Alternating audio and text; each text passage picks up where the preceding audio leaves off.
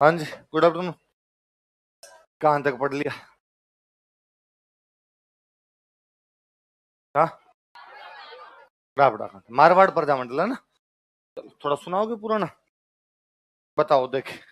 अखिल भारतीय देशी राज्य लोक परिषद कब बनी और उसका कहाँ पे स्थापना की गई? उसके अध्यक्ष कौन थे और उपाध्यक्ष कौन थे और सचिव कौन थे? रामनारायण चौधरी। राजपूताना देशी राज्य लोक परिषद पहला अधिवेशन 1931 में कहा?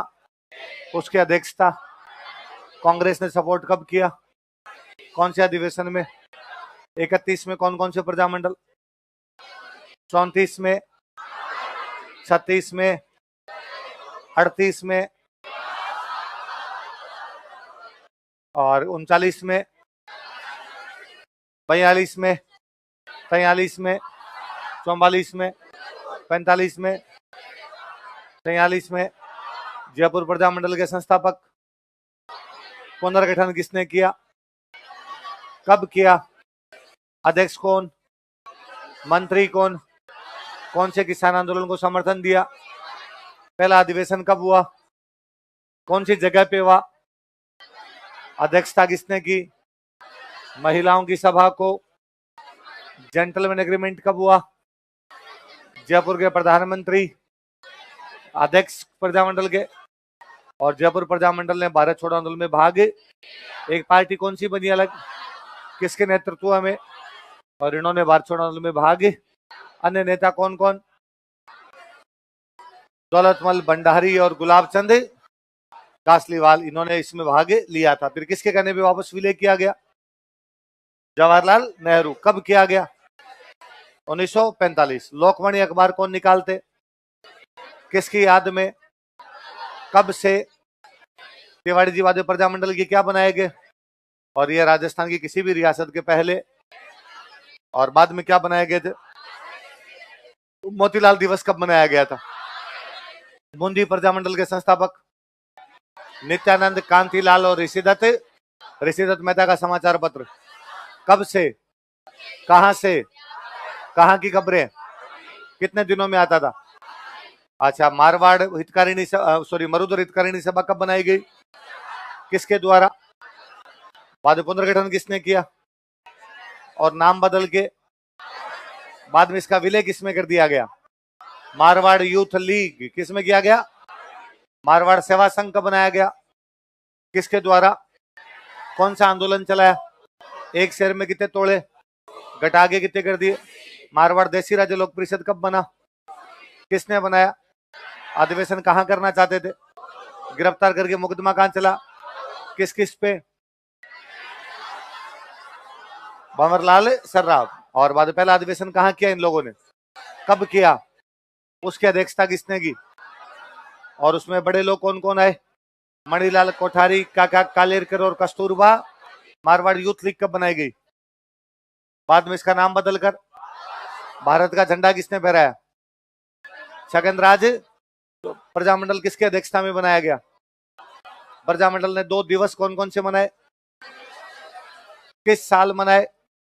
उस साल अखिल भारतीय देशी राज्य लोक परिषद का अधिवेशन कहां हुआ? महामंत्री कौन थे?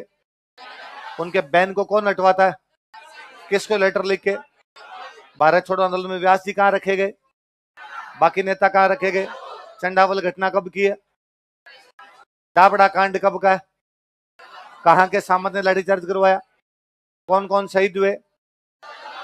कौन एक बड़े नेता घायल हुए? इतनी बातें बड़ी।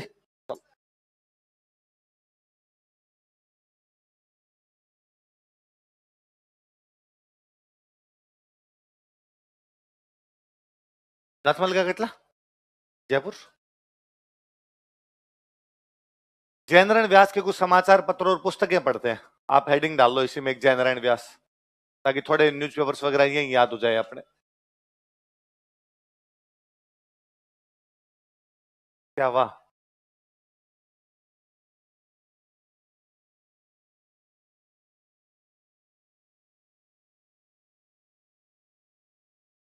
Marwari youth league, Marwari youth league और बाल भारत सभा तो एक ही बात है बस। जय नारायण व्यास की पहले तो भाई एक तरफ में किताबें लिख रहा हूं, फिर एक तरफ समाचार पत्र लिख दूंगा। इधर पुस्तकें देख लो। एक बुक लिखी मारवाड़ की अवस्था। क्या बुक थी? मारवाड़ की अवस्था। अब बताओ व्यास जी मारवाड़ की अवस्था लिखेंगे तो अच्छी बताएंगे या बुरी? बुरी बताएंगे।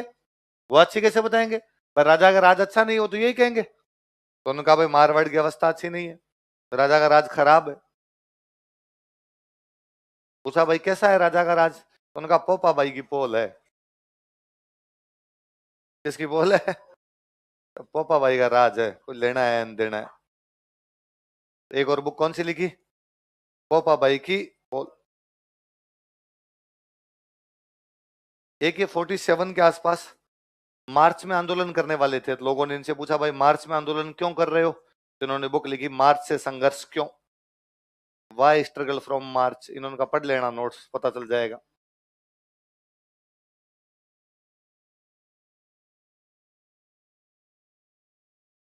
किताबों के नाम बताओ देख क्या क्या है। मारवाड़ की अवस्था, पोपा भाई की पोल, मार्च से संघर्ष। मैं एक तरफ समाचार पत्र लिख रहा हूं। एक न्यूज़पेपर का कल मैं नाम बता रहा था आपको कि बॉम्बे जाके अखबार निकाल रहे थे, अखंड भारत। कौन सा न्यूज़पेपर था? हिंदी का न्यूज़पेपर था, बॉम्बे से पब्लिश किया था।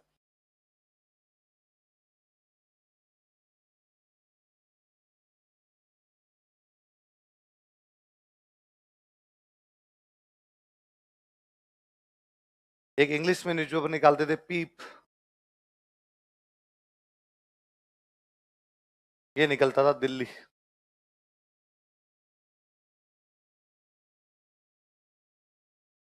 एक विजय सिंह पथिककार, इनका रामनारायण चौधरी का अखबार था, तरुण राजस्थान।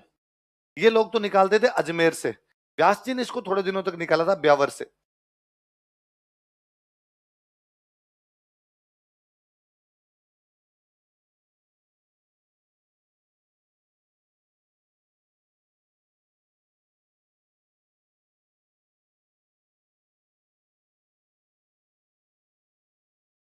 एक अखबार था अंगीवाण।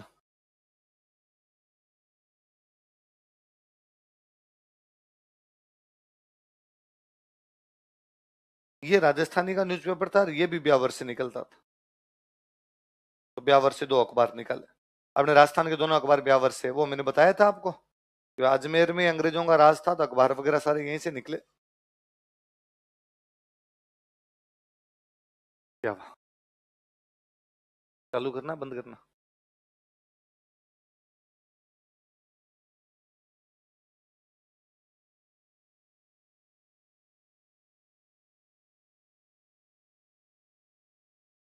अखंड भारत कौन सी भाषा का न्यूज़पेपर था? कहां से पब्लिश होता? बॉम्बे। पीप कौन सी भाषा का? कहां से पब्लिश होता? तरुण राजस्थान कौन सी भाषा में? कहां से पब्लिश होता? आंगीवाण कौन सी भाषा में?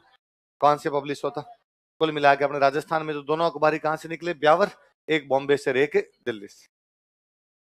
ये जो अंगीवाण था ना, ये राजस्थानी भाषा का पहला पॉलिटिकल न्यूज़पेपर था। इससे पहले कोई पॉलिटिकल न्यूज़पेपर नहीं आ रहा था राजस्थानी में। लिख लेना नीचे। यह है राजस्थानी भाषा का पहला राजनीतिक समाचार पत्र था। It was first political newspaper in Rajasthani language. यह है राजस्थानी भाषा में पहला राजनीतिक समाचार पत्र था। It was first political newspaper in Rajasthani language.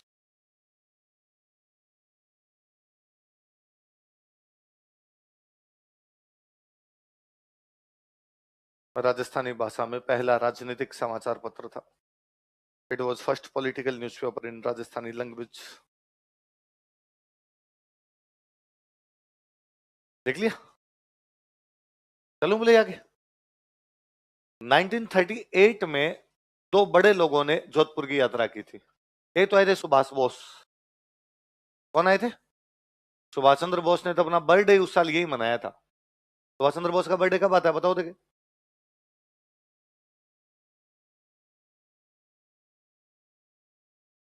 23 जनवरी। क्या पढ़ते हो रे तुम लोग? पराक्रम दिवस मनाती है भारत सरकार।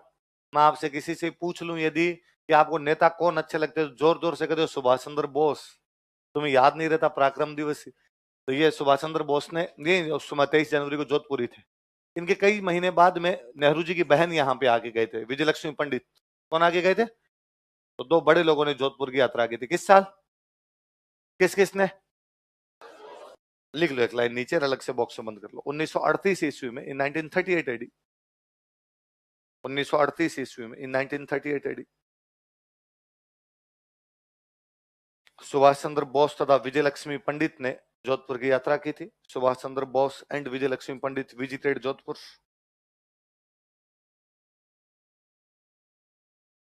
सुभाष चंद्र बोस तथा विजय लक्ष्मी पंडित ने जोधपुर की यात्रा की थी। Subhash Chandra Bose and Vijay Lakshmi Pandit visited Jodhpur.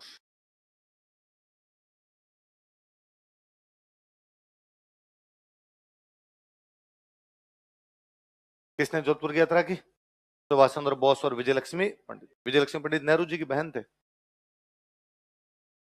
ये भाई आपका जोधपुर वाला प्रजामंडल हो गया। अगला कौन सा अपना, हाड़ौती, लिखो हाड़ौती।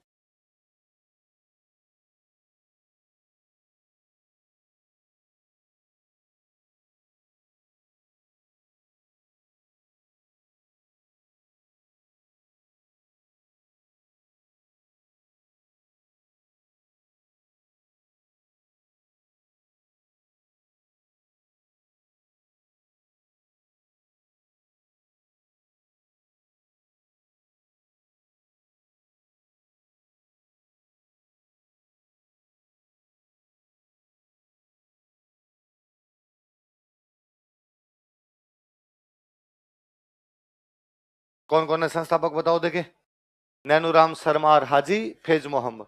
नैनूराम शर्मा तो वही है, बूंदी किसान आंदोलन में पढ़ते हैं अपने, राजस्थान सेवा संघ के जो सदस्य थे। नैनूराम शर्मा और हाजी फैज मोहम्मद, इन्होंने मिलकर कौन सा प्रजामंडल बनाया था, हाड़ौती।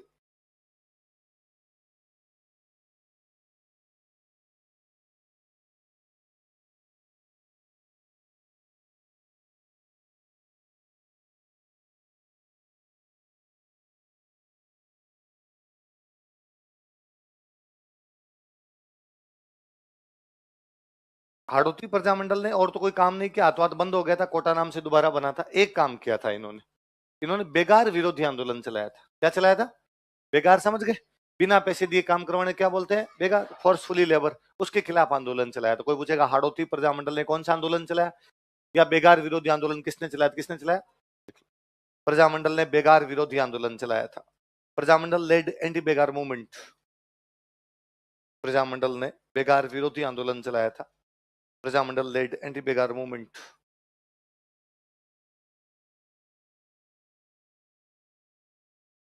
बेगार विरोधी आंदोलन चलाया था, Prajamandal led anti begar movement. कौन सा आंदोलन चलाया, बेगार विरोधी आंदोलन चलाया था। अगला प्रजामंडल आ जाओ, बीकानेर। ये दोबारा बनेगा कोटा नाम से, सब बातें पढ़ेंगे इसकी।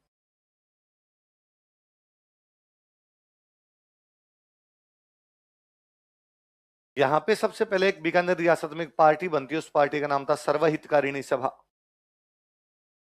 क्या नाम था, हेडिंग डालो देखे, सर्वहितकारिणी सभा। जिसने कहा भाई हम तो सबका साथ सबका विकास करेंगे।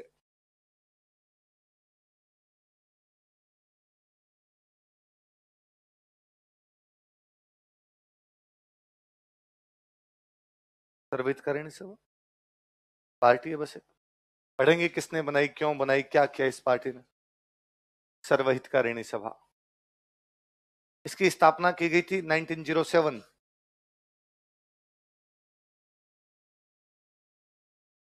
और इस पार्टी के जो संस्थापक थे उनका नाम था कन्हैयालाल ढूंढ। क्या नाम था, खो जाते होंगे, बार बार ढूंढ के लाना पड़ता होगा। और एक बंदे और थे जिनका नाम था स्वामी गोपाल दास।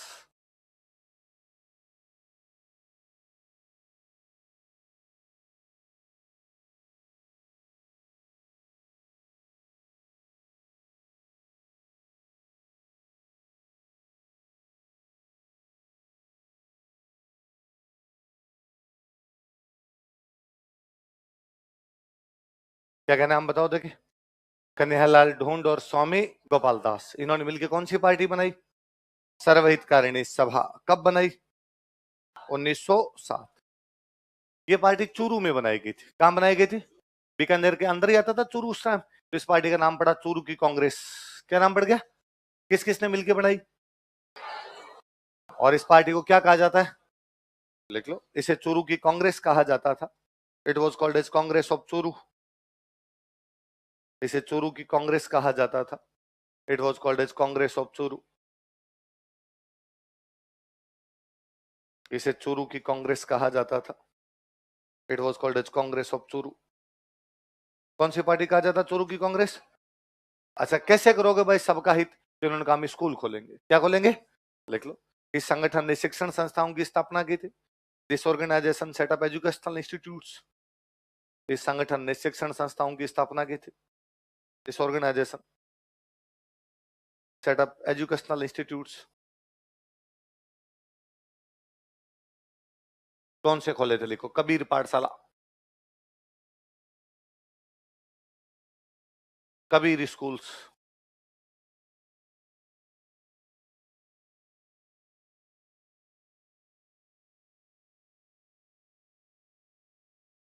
दूसरा लिखो, पुत्री पाठशाला।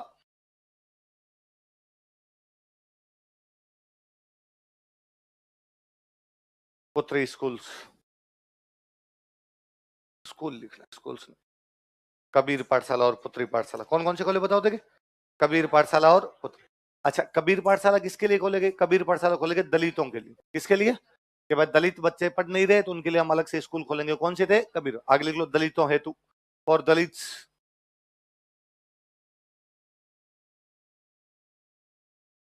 दलितों हेतु, फॉर दलित्स। पुत्री पाठशाला नाम से पता चल नहीं रहा आपको, लड़कियों के लिए खोले गए थे। अच्छा, कल मैंने आपको एक बात बताई थी कि पहले 26 जनवरी को हम आजादी का दिन मनाया करते थे। तो 26 जनवरी को भारत के झंडे फहराते। पहली बार ऐसा किया गया था 26 जनवरी 1930। कब किया गया? 26 जनवरी 1930 को चूरू के अंदर एक जगह पड़ती है, उस जगह का नाम है धर्म स्तूप। एक टावर है, उस टावर का नाम क्या है? यहाँ धर्म स्तूप पे दो जने। एक तो देखो ऊपर हमने एक नाम लिखा, स्वामी गोपाल दास लिखा है। एक तो ये स्वामी गोपाल दास, और एक बंदे और थे, उनका नाम था चंदनमल बहेड़। क्या नाम था? क्या नाम? दोनों बंदों के नाम बोलो देखे। इन्होंने चूरू में कहां पर, कब? 26 जनवरी 1930 भारत का झंडा फहरा दिया था। लिखो, 26 जनवरी 1930 ईस्वी को। on 26 January 1930 AD. 26 जनवरी 1930 ईस्वी को on 26 जनवरी 1930 एडी स्वामी गोपाल दास तथा चंद्रमल बहेड़ ने, स्वामी गोपाल दास एंड चंद्रमल बहेड़,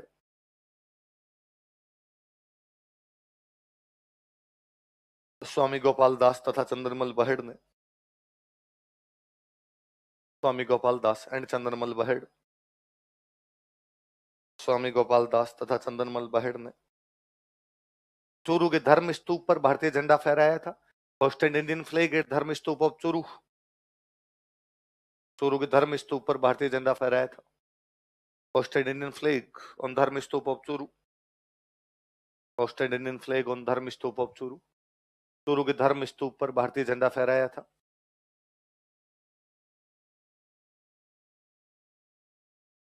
चूरू के धर्म स्तूप पर भारतीय झंडा फहराया था। किस किसने बताओ देखे? स्वामी गोपाल दास और चंदनमल बहेड़ ने। कब फहराया? कहां पे फहराया?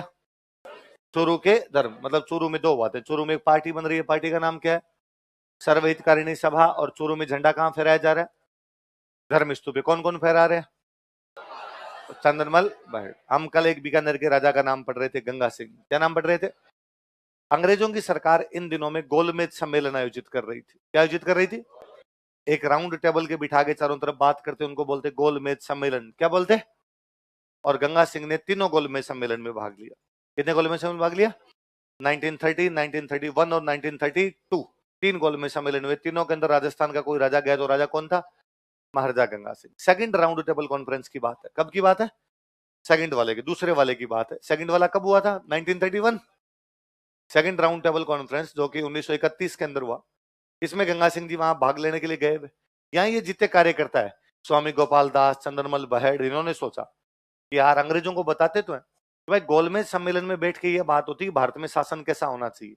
भारत में सुधार क्या होने चाहिए, और गंगा सिंह जी अपने सुझाव देते, भाई ये करो इंडिया में ये करो। तो उनका यार गंगा सिंह जी वहां लंदन जाके अंग्रेजों के सामने कहते हैं भारत में ये करो, और बीकानेर में करते ही नहीं, क्यों ना ये बात अंग्रेजों को बताई जाए। तो उन्होंने एक पर्चा बनाया, एक पैम्पलेट बनाया, उस पैम्पलेट का नाम था बीकानेर दिग्दर्शन। क्या नाम था, क्या नाम पैम्पलेट का बताओ देखिए? बीकानेर दिग्दर्शन नाम का एक पैम्पलेट है, किसके खिलाफ, कौन से गोलमेज सम्मेलन में? सेकंड गोलमेज सम्मेलन के अंदर एक पर्चा बांटा गया, उस पर्चे का नाम क्या है? बीकानेर दिग्दर्शन नाम का एक पर्चा बांट दिया वहां पे। जितने मेंबर थे उन सब मेंबर को दिया गया वो पर्चा। अब भाई वो राउंड टेबल के चारों तरफ बैठे बैठे सबकी बोलने की बारी आई, पहला बोला दूसरा बोला, क्यों फाइनली बारी है गंगा सिंह जी की आई, बीच में बोलने की बारी है, गंगा सिंह जी की बारी आई। जो उस समय जो गोलमेज सम्मेलन का अध्यक्ष था उसका नाम था लॉर्ड सेंकी। क्या नाम था? गंगा सिंह जी ने माइक वाइक सेट किया, बोलने लगे थे, मैं लॉर्ड सेंकी ने अपने जेब से पर्चा निकाला, और पर्चा निकाल के गंगा सिंह जी का, सर ये थोड़ा सा इस पे और बोलो देखे। गंगा सिंह जी ने पर्चा देखा, उसमें लिखा था गंगा सिंह जी ये नहीं करते, ये नहीं करते, ये नहीं करते, ये नहीं करते। गंगा सिंह जी ने कहा आज थोड़े कंठ खराब है, तुम आज नहीं बोलूंगा मैं इस पर, कल बोलूंगा। बाहर आए, हाथों हाथ रिटर्न टिकट करवाई, वापस बीकानेर आए, और कहा पता लगाओ, लिस्ट बनाओ कौन कौन पर्चे बांट रहा था। पता चला दो तो ये थे जो झंडा फहरा के आए थे। कौन कौन थे? स्वामी गोपाल दास और चंदनमल, दो आदमी और थे। एक का नाम था सत्यनारायण सर्राफ, एक का नाम था खूब राम सर्राफ। क्या का नाम बताओ? तो चार बंदे हो गए, कौन कौन हो गए?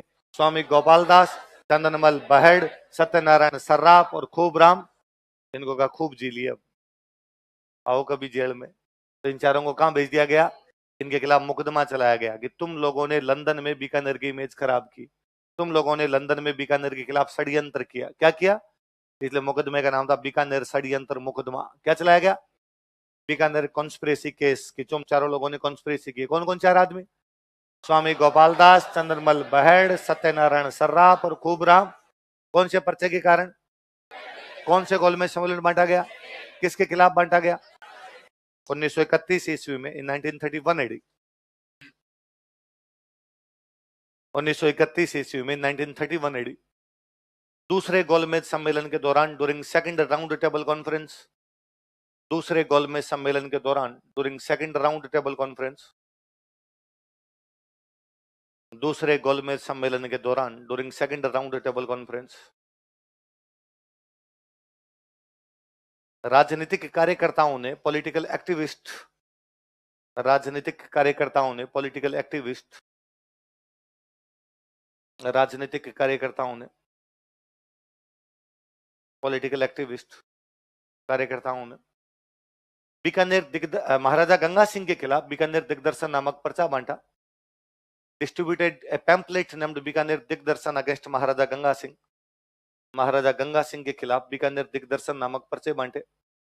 डिस्ट्रीब्यूटेड पैम्पलेट्स नेम्ड बीकानेर दिग्दर्शन अगेंस्ट महाराजा गंगा सिंह। महाराजा गंगा सिंह के खिलाफ बीकानेर दिग्दर्शन नामक पर्चे बांटे। डिस्ट्रीब्यूटेड पैम्पलेट्स नेम्ड बीकानेर दिग्दर्शन अगेंस्ट महाराजा गंगा सिंह।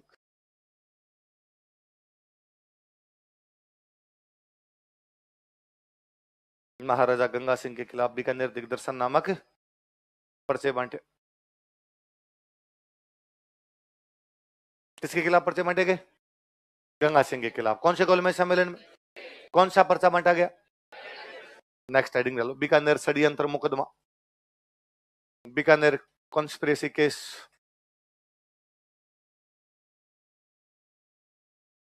गोलमेज सम्मेलन नवंबर के आसपास हुआ करता। गंगा सिंह जी वापस आए तब तक 1932 हो गई, तो बाद 1932 में मुकदमा चला था।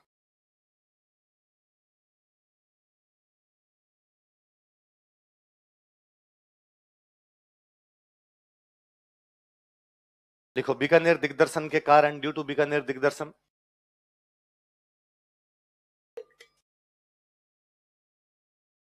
बीकानेर दिग्दर्शन के कारण, ड्यू टू बीकानेर दिग्दर्शन, कई राजनीतिक कार्यकर्ताओं को गिरफ्तार किया गया। Some political activist were arrested. कई राजनीतिक कार्यकर्ताओं को गिरफ्तार किया गया। Some political activist were arrested.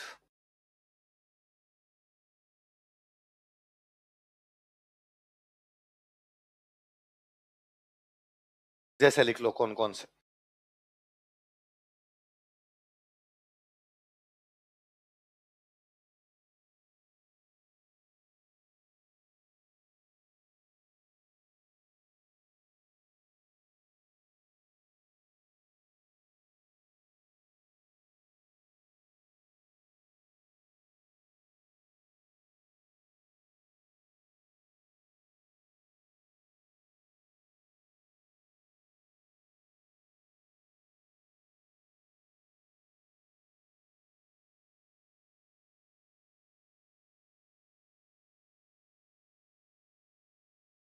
London पहुंचा दिए थे यहाँ से। जाती थी गाड़ियां तब भी, बस जाती थी बस। हाँ बस जाती, यहाँ से इंग्लैंड बस जाया करती थी। कैसे कैसे, जमीन जमीन ऐसे ऐसे ऐसे, टाइम तो लगता था 6-7 महीने लिया करती। बस हाँ, पानी के बीच में इधर उधर से रास्ते निकाल लेते हैं वैसा, सब जगह है। ट्रेन अभी भी आओ आप नेट पे सर्च मारना, बाकायदा वो बस दिख जाएगी आपको। यहाँ से इधर ये साउथ ईस्ट एशिया की तरफ से घुमाते घुमाते कई टूर कराते कराते धीरे धीरे लेके जाया करते थे उसको। हाँ, अब तो कह जाती है जी। और फिर पानी वाले जहाज तो होते ही थे, पानी वाले जहाज तो जाते थे, यहाँ से पर्चे भेजे थे। तो कौन कौन पकड़े गए बताओ देखे।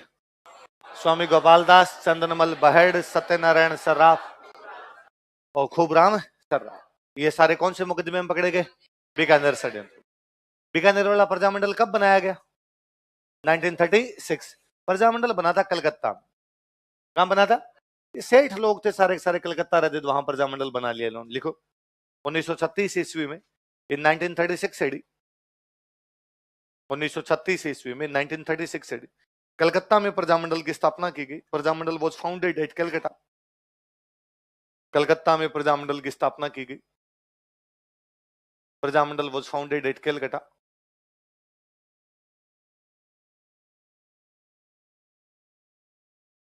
संस्थापक लिख लो।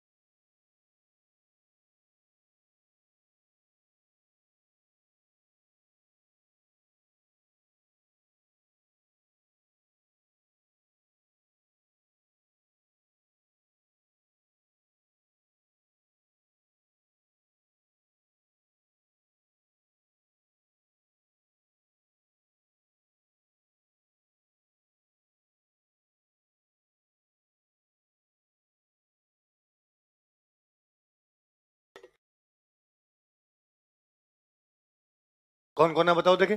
वैद्य मग्गाराम, लक्ष्मी देवी आचार्य, मुक्ता प्रसाद और रघुवर दयाल। लक्ष्मी देवी आचार्य के स्टार लगाओ। जो महिला किसी प्रजामंडल से जुड़ी हुई है ना, 2013 के प्रीलिम्स में सवाल था, लक्ष्मी देवी आचार्य कौन से प्रजामंडल से जुड़ी हुई थी? कौन से प्रजामंडल से? बीकानेर।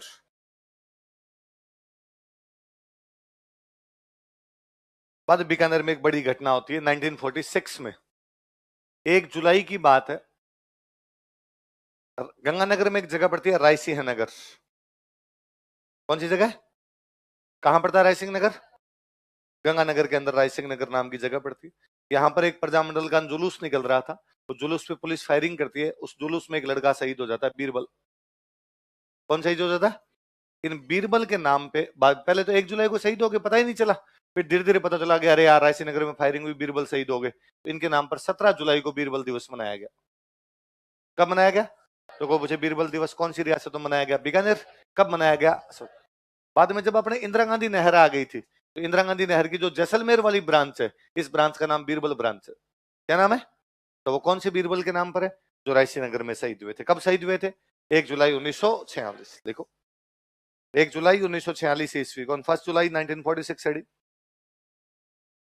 1 जुलाई 1946 ईस्वी कौन? 1 जुलाई 1946 एडी।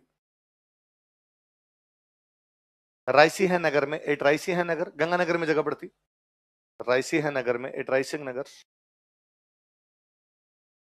रायसिंह नगर में एट रायसिंह नगर। प्रजामंडल के जुलूस पर पुलिस द्वारा फायरिंग कर दी गई। Police open firing on March of Prajamandal. Prajamandal के जुलूस पर पुलिस द्वारा फायरिंग कर दी गई। Police open firing on March of Prajamandal. Prajamandal के जुलूस पर पुलिस द्वारा फायरिंग कर दी गई। Police open firing on March of Prajamandal.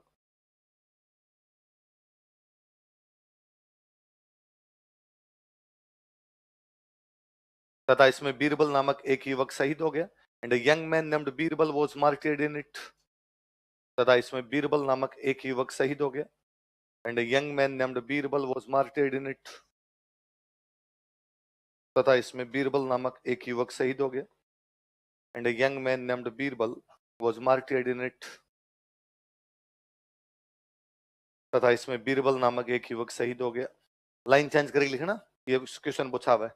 17 जुलाई को बीरबल दिवस मनाया गया था। ऑन 17 जुलाई बीरबल दिवस वॉज कंडक्टेड। 17 जुलाई को बीरबल दिवस मनाया गया था। ऑन 17 जुलाई बीरबल दिवस वॉज कंडक्टेड।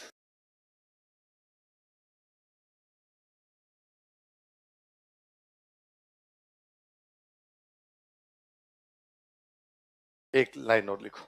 इंदिरा गांधी नहर की जैसलमेर शाखा को Jaisalmer branch of Indira Gandhi canal, Indira Gandhi नहर की जैसलमेर शाखा को Jaisalmer branch of Indira Gandhi canal,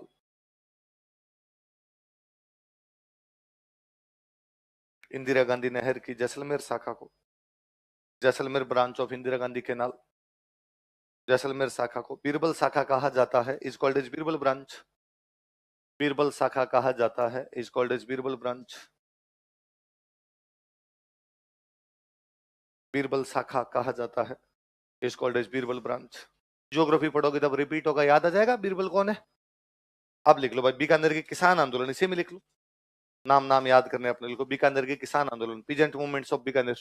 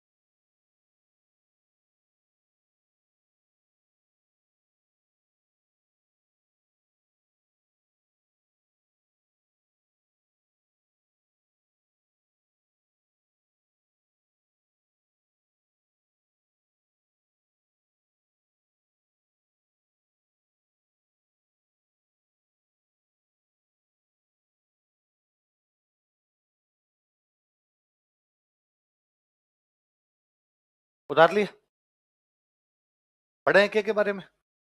सबसे पहले कौन सा लिखा हुआ है? 1937 में एक आंदोलन होता है, उस आंदोलन का नाम है उद्रासर। क्या नाम है? बीकानेर में एक गांव है, उस गांव का नाम है उद्रासर। और ये आंदोलन करने वाले जो नेता, उनका नाम है जीवन राम जी। क्या नाम है? उद्रासर गांव कौन से जिले में? लिख लो, बीकानेर डिस्ट्रिक्ट लिखो इनके, बीकानेर। उद्रासर की डिस्ट्रिक्ट कौन सी है? अगले साल 1938 में बीकानेर में एक और बड़ा ठिकाना हुआ करता, उस ठिकाने का नाम था महाजन। क्या नाम था? तो महाजन ठिकाने में आंदोलन। कोई बड़े नेता का नाम नहीं तो अपने भी याद नहीं रखना। तो महाजन भी कौन से जिले में? बीकानेर। उद्रासर महाजन दोनों कौन से जिले में? बीकानेर। 1944 में चूरू के अंदर एक गांव पड़ता है, उस गांव का नाम है दुधवा खारा। क्या नाम है? दुधवा खारा में आंदोलन करते हैं हनुमान सिंह आर्य। कौन करते हैं? हनुमान सिंह जी की स्टार लगाओ, ये बड़े नेता हुए थे। कोई पूछेगा बीकानेर रियासत के बड़े किसान नेता कौन थे, तो कौन थे? हनुमान सिंह आर्य। 1946 में चूरू में एक और गांव पड़ता है कांगड़। कौन सा गांव है? कांगड़ में आंदोलन करने वाले मेघ सिंह आर्य। कौन है? तो उद्रासर महाजन तो दोनों कहां पर है? बीकानेर। और दुधवा खारा और कांगड़ दोनों कहां पर है? इधर गंगानगर में तब नई नई गंग नहर आई थी। क्या आई थी? गंग नहर आई थी नई नई। तो गंग नहर के जो किसान थे, उन्होंने आंदोलन कर दिया था 1930-31 में। हुआ क्या था कि गंग नहर लेके आए थे 1927। कब लेके आए थे? 1927 के अंदर गंग नहर आई थी। राजस्थान की पहली नहर थी, इससे पहले अपने नहर थी नहीं यहाँ पे। गंग नहर वाला जो इलाका पड़ता, गंगानगर वाला इलाका, ये पहले सुनसान इलाका था, यहाँ पे कोई जनता रहती नहीं थी ज्यादा। जब नहर लेके आए तो यहाँ खेती कौन करेगा? तो अपने चूरू, बीकानेर, हनुमानगढ़ के जो किसान थे, उनको राजा ने कहा कि तुम गंगानगर जाके बस जाओ और वहां पे खेती कर लो। इन्होंने कहा सुनसान में कौन जाए, दूर दूर तक ना बंदा ना बंदे दी जात, और हमें तो खेती आती नहीं, नहर वाली आती नहीं, डूब के मर जाए तो इतनी बड़ी नहर आएगी। तो अपने यहाँ के किसानों ने खेती करने से क्या कर दिया? मना। तो राजा की दिक्कत, राजा का भाई नहर भी लिया, खेती भी नहीं होगी तो फिर तो दिक्कत ही दिक्कत है। तो राजा नहर कहां से लाए? पंजाब।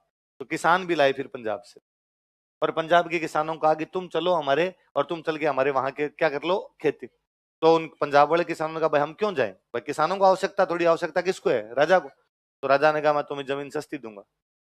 कैसे? कि यहाँ तुम्हारे एक खेत कितने का मिलता है? उनका 1 लाख का। क्या उधर राजस्थान में हम 10 खेत दे देंगे, जमीन हमारे पास खूब पड़ी, जमीन की हमारे पास कमी। उन्होंने कहा हमारे पास तो 1 लाख रुपए नकदी आई नहीं, क्या किस्तों में दे देना, एक बार डाउन पेमेंट जमा करा दो, बाकी किस में जमा करवा देना? किस्तों। तो उन किसानों को किस्तों में यहाँ पे सस्ती जमीन दी। लेकिन हुआ क्या कि 27 में नहर आई, किसान आए, बसे, जमीन को समतल किया, खेती करने लगे। इतने में राजा ने कहा भाई मेरी किस्तें चुकाओ। तो उनसे किस्तें नहीं चुकाई गई, इसलिए ब्याज की रेट बढ़ने लग गई। तो किसानों ने आंदोलन किया कि भाई हमारे जो ब्याज की रेट बढ़ा दी गई, उसको क्या किया जाए? कम। फिर सिंचाई होती थी खेतों में, तो राजा ने एक सिंचाई कर लगा दिया। क्या लगा दिया? तो उनका कहता है यार सिंचाई कर क्यों लगा दिया, हमारे सिंचाई कर हटाया जाए। राजा जानता था कि यार खेती की आवश्यकता है, इसलिए राजा गया, राजा ने जाके इनसे समझौता कर लिया, कर वर क्या कर दिए थे? समाप्त। तो आंदोलन करने वाले नेता कौन कौन है बताओ? दरबार सिंह और दोनों पंजाबी नाम नहीं लग रहे आपको? क्योंकि सारे किसान ही कहां से लेके आए थे? पंजाब। और इन किसानों ने एक संगठन बना लिया था, उस संगठन का नाम था जमींदारा संघ। क्या नाम था? क्या नाम था? तो कोई पूछेगा गंग नहर किसान आंदोलन कौन से संघ ने चलाया था? तो कौन से? जमींदार का मतलब किसान। जमींदार का मतलब नॉर्मली अपने बाकी राजस्थान में माना जाता था, जमींदार का मतलब सामंत, जिसके पास बहुत सारी जमीन है उसको क्या मानते? जमीन। पर इधर पंजाब साइड में किसान को जमींदार कहते हैं, क्योंकि अपने यहाँ पे ये मानते थे कि जमीन का मालिक सामंत है। जमीन का मालिक कौन है? तो जमीन का मालिक सामंत है, तो जमींदार कौन कहलाएगा? सामंत। और किसान खेती करता है, किराए पे खेती करता है, इसलिए सामंत को क्या देना पड़ता है? उसे टैक्स। इधर पंजाब साइड में ये माना जाता है, वहां सामंत थे ही नहीं। वहां ये था कि जमीन का मालिक कौन है? किसान खुद। दार का मतलब होता है मालिक। दार का मतलब मालिक, जिसको तहसील मिले वो, थाना मिले वो, ठेका मिले वो, जमीन मिले वो। तो यहाँ जमींदार का मतलब क्या होता है? किसान। तो हो सकता है कभी आप कोई गंगानगर का आपका दोस्त कहे, आप उससे पूछो यार पापा क्या काम करते हैं, वो कहे पापा जमींदार है। और आपको यार ये पैसे वाला है, बैंकर वाला आदमी, जमींदार है। और थोड़े दिन बाद वो कहेगा यार इस बार तो हालत खराब है, हमारे तो फसलें वसलें नहीं हुई, इस बार तो यार फीस भी नहीं दी जाएगी। तो आपको लगे यार ये कह रहा था मैं जमींदार हूँ, और ये कह रहा है कि हमारे पास पैसे भी नहीं है। तब आप पंजाबी गाना याद करना, मेरा बापू जमींदार किथों लेके देवे कार। है ना? आपको लगता है बापू जमींदार हो, कार खरीद ले, वो हेलीकॉप्टर खरीद ले, कार तो छोटी मोटी बात है। पर यहाँ गाने में कह रहा है कि बापू जमींदार किथों लेके देवे कार। इसका मतलब जमींदार का मतलब क्या है? किसान। जैसे बाकी किसानों को प्रॉब्लम हो सकती है वैसे उनको ही हो सकती है, लेकिन वहां किसानों को क्या बोलते हैं? जमींदार। इसलिए संघ कौन सा बनाया गया? यहाँ जो सिंचाई कर लगाया गया था ना, उस सिंचाई कर को बोलते हैं अभियाना। क्या बोलते हैं? नीचे एक अलग से लिख लो, बॉक्स में बंद कर दो उसको। अभियाना बराबर सिंचाई कर, इरिगेशन टैक्स।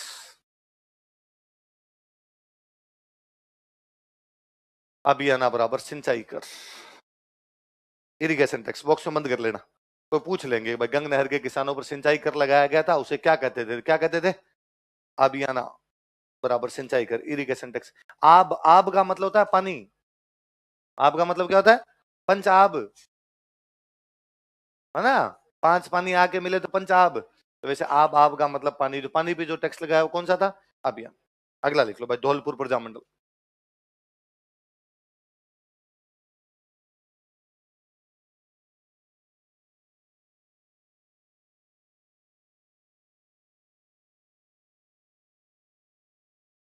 अगला प्रजामंडल लिखो धौलपुर।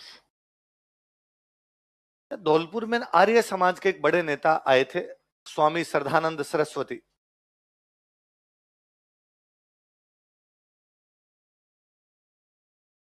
क्या नाम था नेता का? स्वामी श्रद्धानंद। इन्होंने यहाँ पे धौलपुर में राजनीतिक चेतना का संचार किया। यदि पॉलिटिकल अवेयरनेस आई थी तो किसकी वजह से आई थी? किसके नेता थे? आर्य समाज। किसके नेता थे? लिख लो। आर्य समाज के स्वामी श्रद्धानंद सरस्वती ने, स्वामी श्रद्धानंद सरस्वती ऑफ आर्य समाज, आर्य समाज के स्वामी श्रद्धानंद सरस्वती ने, स्वामी श्रद्धानंद सरस्वती ऑफ आर्य समाज, आर्य समाज के स्वामी श्रद्धानंद सरस्वती ने धौलपुर में राजनीतिक चेतना का संचार किया था। Infused political awareness in Dholpur. Dholpur में राजनीतिक चेतना का संचार किया था। Infused political awareness in Dholpur.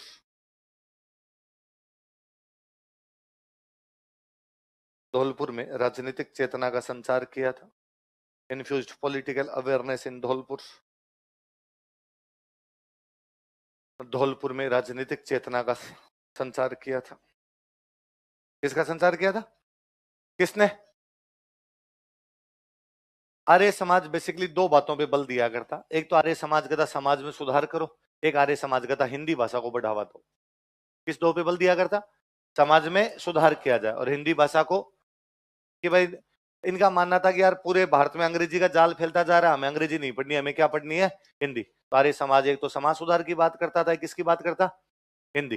तो समाज सुधार करने के लिए यहाँ पर धौलपुर में एक संगठन बनाया गया, उसका नाम था आचार सुधारिणी सभा। क्या नाम थी?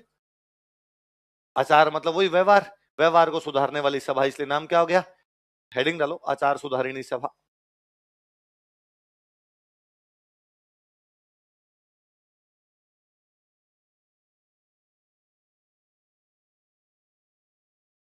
नहीं नहीं, कोई चला जाओ, तुम और मैं भी जा सकते, क्या फर्क पड़ता है?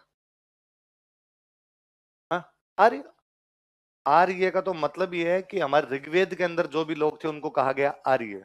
तो आर्य समाज कहता है जाति होनी नहीं चाहिए, हम सारे आर्यंस हैं, तो जाति विहीन समाज।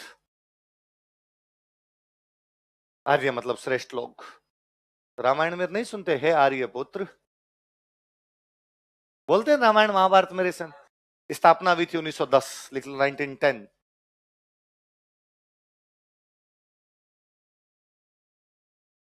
फाउंडर्स लिखो।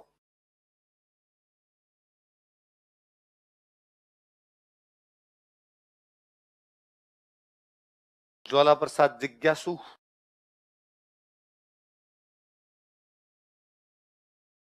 जिज्ञासु आदमी थे। इनका साहब मैं करूंगा कुछ ना कुछ। एक बंदे इनके साथ हो रहा है यमुना प्रसाद, उनका थोड़ी थोड़ी जिज्ञासा मेरे भी है।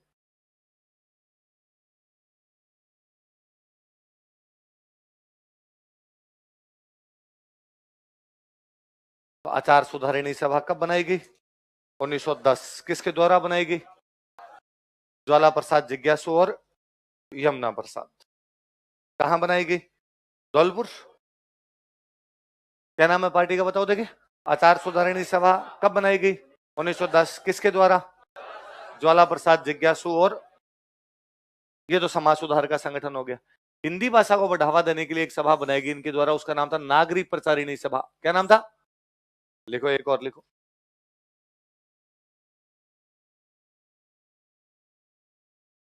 नागरिक प्रचारिणी सभा।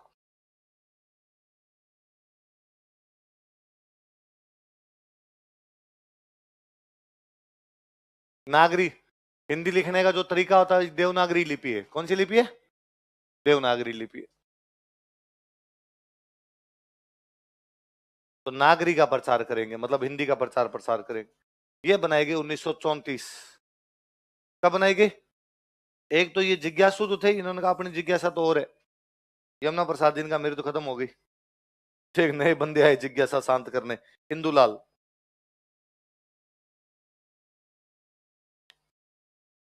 नागरिक प्रचारिणी सभा।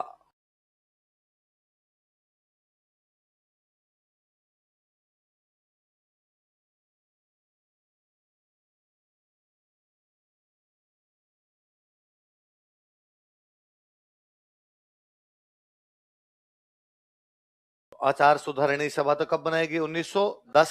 किस किस के द्वारा? ज्वाला प्रसाद, जिज्ञासु और यमुना प्रसाद। नागरिक प्रचारिणी सभा कब बनाएगी? 1934। किस किस के द्वारा? ज्वाला प्रसाद, जिज्ञासु और इंदुलाल। उतार लिया? अब लिख लो प्रजामंडल।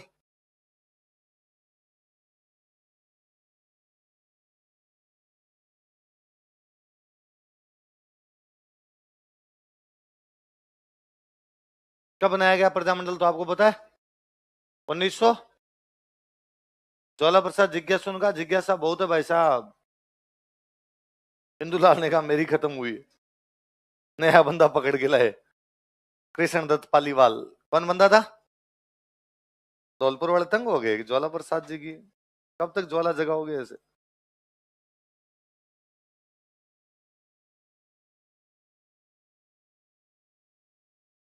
तो यहाँ जितनी भी पार्टियां बनी सब में एक बंदा कॉमन है, कौन है? ज्वाला प्रसाद जिज्ञासु, ज्वाला प्रसाद जिज्ञासु, ज्वाला प्रसाद जिज्ञासु। आदमी उधर चेंज हो रहा है, यमुना प्रसाद, इंदुलाल, कृष्ण दत्त पालीवाल। 10, 34, 36। आचार सुधारिणी सभा, नागरिक प्रचारिणी सभा और प्रजामंडल। अब कभी ये तो क्वेश्चन आ जाएगी ज्वाला प्रसाद जिज्ञासु कौन से प्रजामंडल से जुड़े हुए थे, तो याद रहेगा हमेशा। तो कौन कौन से तीन पार्टियां बनी है बताओ देखे?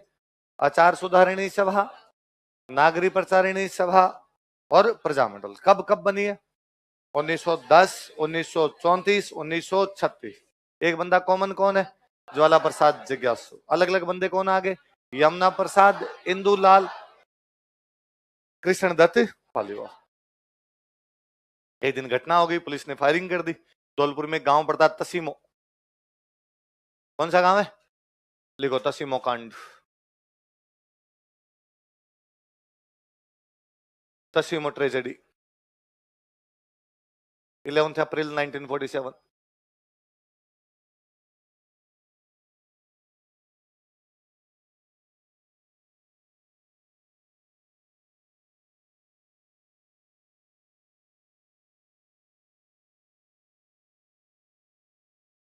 लिख लो प्रजामंडल की सभा पर पुलिस द्वारा फायरिंग की गई। Police open firing on assembly of Prajamandal. Prajamandal की सभा पर पुलिस द्वारा फायरिंग की गई।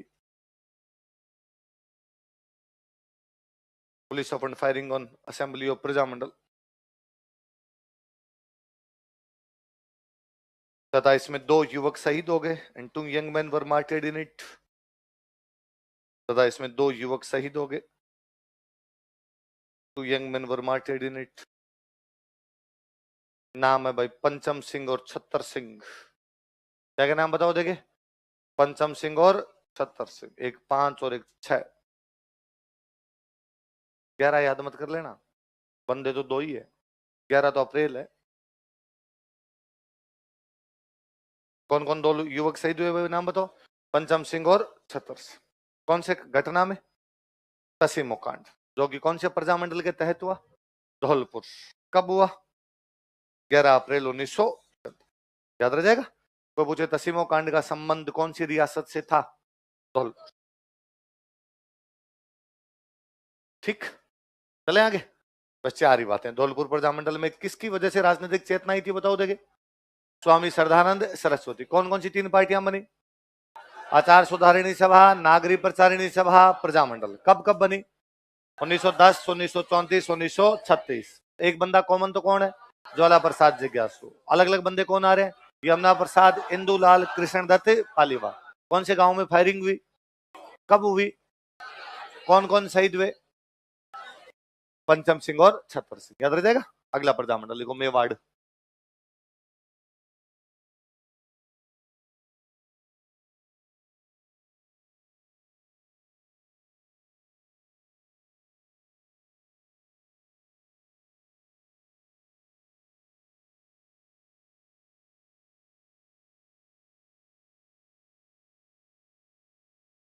कौन से प्रजामंडल? देखो, मैंने कल बताया था कि कांग्रेस ने सपोर्ट कब किया था? 1938। कौन से अधिवेशन में? हरिपुरा।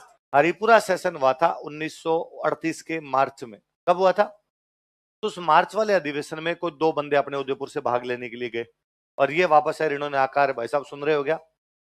और गुजरात के हरिपुरा में कांग्रेस की मीटिंग हुई और कांग्रेस ने कहा कि प्रजामंडल आंदोलन को हम क्या देते हैं? और अपने द्वारा प्रजामंडल नहीं बना रखा। तो हरिपुरा अधिवेशन की ठीक बाद में उदयपुर वालों ने क्या बना लिया? अपना प्रजा। तो कोई पूछे हरिपुरा अधिवेशन की ठीक बाद कौन सा प्रजामंडल बनाया गया, तो कौन सा बनाया? देख लो। हरिपुरा अधिवेशन के बाद प्रजामंडल की स्थापना की गई थी। Prajamandal was founded after Haripura session. Haripura अधिवेशन के बाद प्रजामंडल की स्थापना की गई थी। Prajamandal was founded after Haripura session. Haripura तो याद रह जाएगा ना, किसका अधिवेशन है? कांग्रेस वाला। Prajamandal was founded after Haripura session. Haripura अधिवेशन के बाद प्रजामंडल की स्थापना की गई थी। तो इसकी थोड़ी डेट वगैरह याद रख लेना। लिख लो, स्थापना 24 अप्रैल 1938, 24 अप्रैल 1938। 24 अप्रैल 1938, 24 अप्रैल 1938।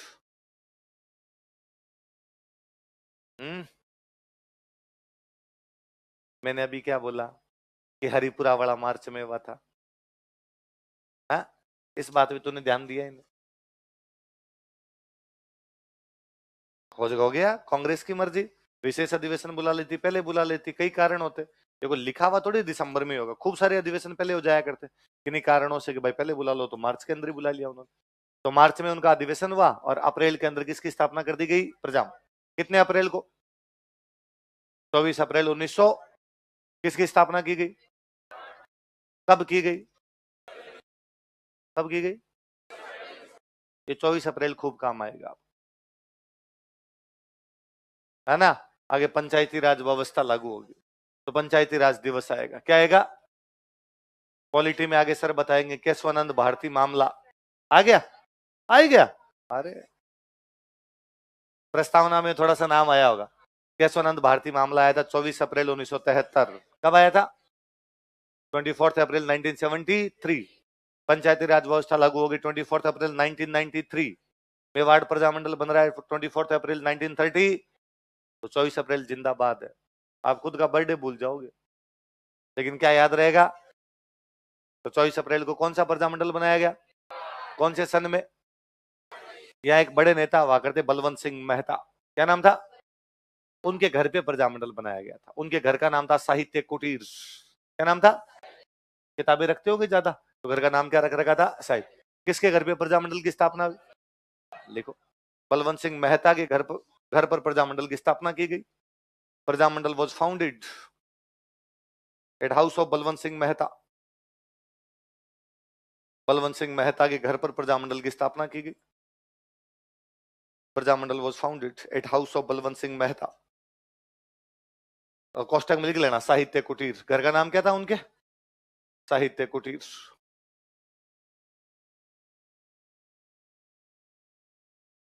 तो कब की गई? 24 अप्रैल 1938। किसके घर पे की गई? क्या नाम था उनके घर का? साहित्य कुटीर। संस्थापक लिख लो, एक तो बलवंत सिंह जी है ही,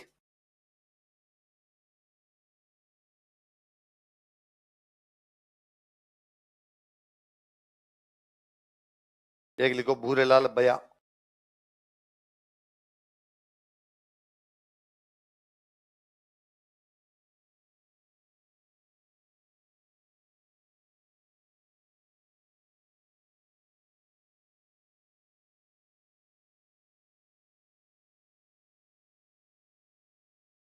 माणिक्यलाल वर्मा।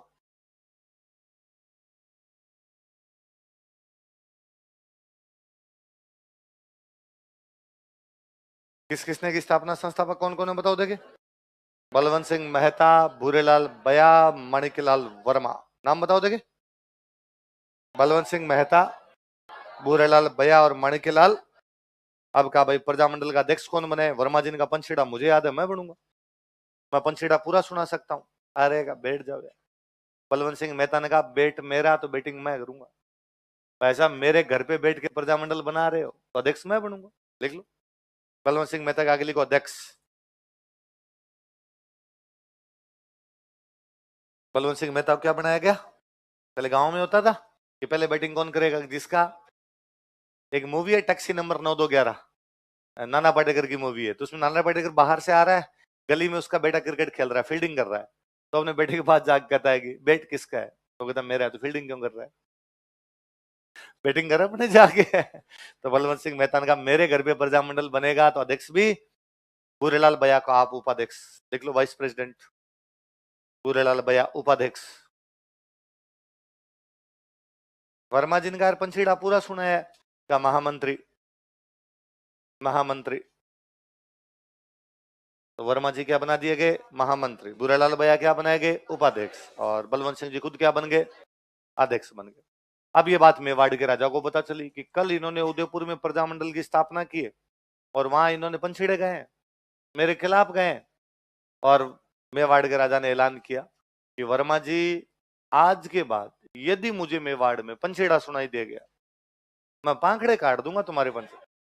प्रजामंडल को बैन कर दिया गया, वर्मा जी को मेवाड़ से निकाल दिया गया कि तुम मेवाड़ के अंदर नहीं रह सकते। तो वर्मा जी को लगा अब क्या करें, तो फिर कहां पे जाके प्रजामंडल चलाएं? तो राजस्थान में एक ही जगह थी जहां राजाओं का राज, वो जगह कौन सी थी? गौरों का राज था, भले सज्जन अच्छे आदमी थे बापड़े। तो वर्मा जी कहाँ चले गए? अजमेर। और अजमेर जाके प्रजामंडल चलाया। तो प्रजामंडल पर जब रोक लगाई गई तो वर्मा जी ने कहां से चलाया? देखो, रियासत ने प्रजामंडल पर रोक लगा दी, state put ban on Prajamandal. रियासत ने प्रजामंडल पर रोक लगा दी, state put ban on Prajamandal. रियासत ने प्रजामंडल पर रोक लगा दी, state put ban on Prajamandal. अतः वर्मा जी ने अजमेर से प्रजामंडल का संचालन किया। तो वर्मा जी ऑपरेटेड प्रजामंडल फ्रॉम अजमेर। अतः वर्मा जी ने अजमेर से प्रजामंडल का संचालन किया। तो वर्मा जी ऑपरेटेड प्रजामंडल फ्रॉम अजमेर।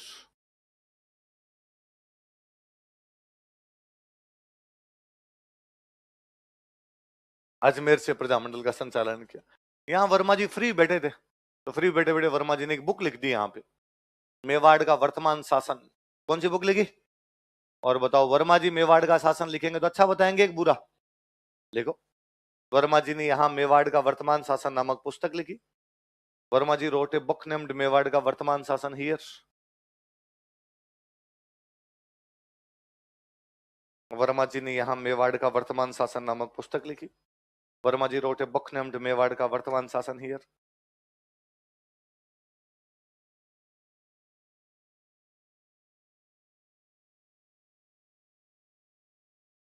वर्मा जी ने यहाँ मेवाड़ का वर्तमान शासन नामक पुस्तक लिखी।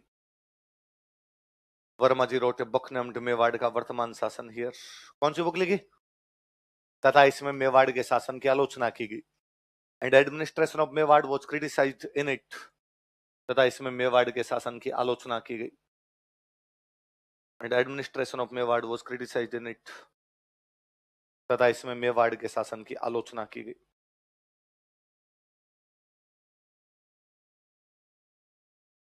वर्मा जी तो कहाँ आ गए? अजमेर।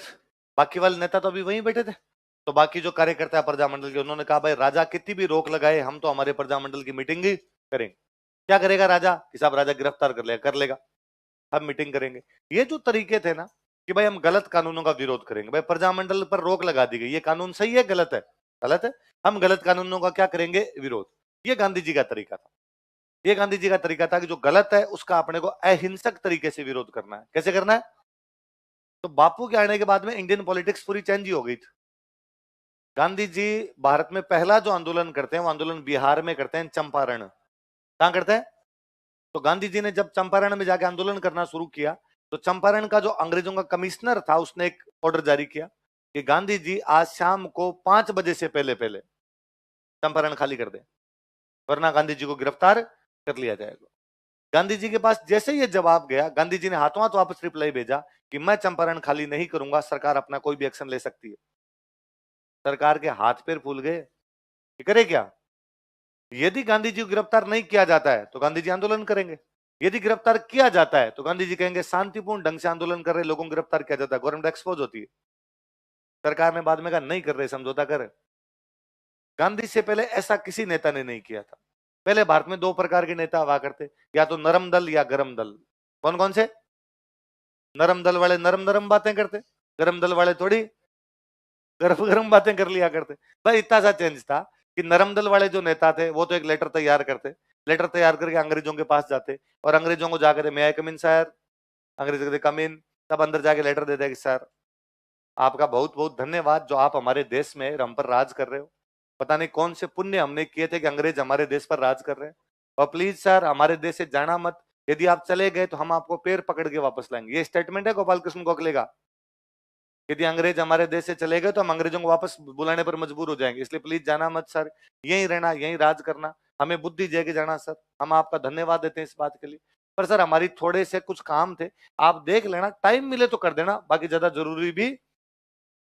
अगले साल वापस जाते, वापस जा कहते कि सर वो कुछ दे के गए थे हम, आपने किए 10 काम दे के गए थे, 3 कर दिए सर, बहुत बड़ी बात है सर, अब तो टूचे के 7 काम और बचे, टाइम मिले तो देख लेना सर, नहीं मिले तो कोई भी चिंता की बात तो, और सर ये 2-3 काम और थे ये भी उनके साथ में देख लेना। तो अंग्रेज करते तो भी धन्यवाद, अंग्रेज नहीं करते तो भी धन्यवाद, नरम दल वाले बेचारे राजी रहते, नरम नरम बातें करते। इधर नए नए नेता है कुछ गरम दल में, लाल बाल पाल, कौन है करते, वो भी यही थे, बाकायदा एप्लीकेशन तैयार करते, एप्लीकेशन तैयार करके एकदम अंग्रेजों के पास में जाते, बस अंतर यही था। पहले वाले सारे एकदम सुटेड बुटेड रहा करते, ऊपर तक बटन बटन बंद करके रखा करते थे, एकदम वैसे मे आई कम इन सर करके जाते, इधर 2 फूल टंगे हुए रहते, इधर 2 पेन टंगे हुए रहते, तिलक एकदम यूं धोती बांधी हुई एक साइड से, पल्ला पकड़ा हुआ, 5 आनिए बानिए इधर एंड 5 आनिए बानिए इधर एंड, भाई साहब आ रहे हैं साइड में जाओ, भाई साहब आ रहे हैं, उस टाइप से जाते। कोई मे आई कम इन सर नहीं, सीधे सीधे अंग्रेजों के ऑफिस में जा पूछते कि आज का आज काम होना चाहिए। बस इतना ही अंतर था और कोई अंतर नहीं था। नरम दल वालों को अंग्रेजों ने कभी कहा ही नहीं खाली करके चले जाओ, क्यों कहेंगे, अंग्रेजों के फेवर में रहते थे। कभी तिलक को अंग्रेजों ने ऐसा ऑर्डर जारी भी कर दिया खाली करके चले जाओ, तो तिलक बाकायदा जोरदार मचाते, खाली करके नहीं जाऊंगा, ये क्या तरीका होता है, ऐसे कैसे निकाल सकते हो, तुम होते कौन हो निकालने वाले, नहीं जाऊं तो तुम क्या कर लोगे, पर चले जाते। ये करते करते निकल जाया करते थे। बापू नया आदमी है, बापू ने क्या कर लो, क्या करना है, गिरफ्तार कर लिया जाए, इसलिए अंग्रेजी सरकार बड़ी अजीब सी स्थिति के अंदर रहा करती थी। गांधी जी के ये जो आंदोलन है कि मैं गलत का विरोध करूंगा तो मुझे गिरफ्तार कर सकते हो, इनको बोलते सत्याग्रह। क्या बोलते? 2 शब्दों से मिलकर बना है, एक तो सत्य और एक आग्रह। सत्य का मतलब होता है जस्टिस, क्या मतलब होता है, आग्रह का मतलब होता है एफर्ट्स, न्याय के लिए प्रयास किया जाएगा। भाई आपने प्रजामंडल को बैन कर दिया, ये न्याय है कि अन्याय है? हम न्याय का आग्रह करते हैं, न्याय का प्रयास करते हैं, इसलिए हमारे आंदोलन को क्या कहा जाए। तो ये पूरे देश में सत्याग्रह हुआ करते हैं, जब भी कोई बैन कर देगा तो उसके खिलाफ क्या चलाया जाएगा, सत्याग्रह। सत्याग्रह का मतलब है सरकार ने कहा प्रजामंडल की मीटिंग नहीं होनी चाहिए, हम करेंगे, क्या करेगी सरकार, गिरफ्तार लो करो सर। तो यहाँ मेवाड़ में सबसे पहले जिस बंदे को गिरफ्तार किया गया था उसका नाम था रमेश चंद्र व्यास। क्या नाम था? तो अब कोई पूछेंगे प्रजामंडल के पहले सत्याग्रही कौन थे? रमेश चंद्र व्यास, लिख लो, प्रथम सत्याग्रही।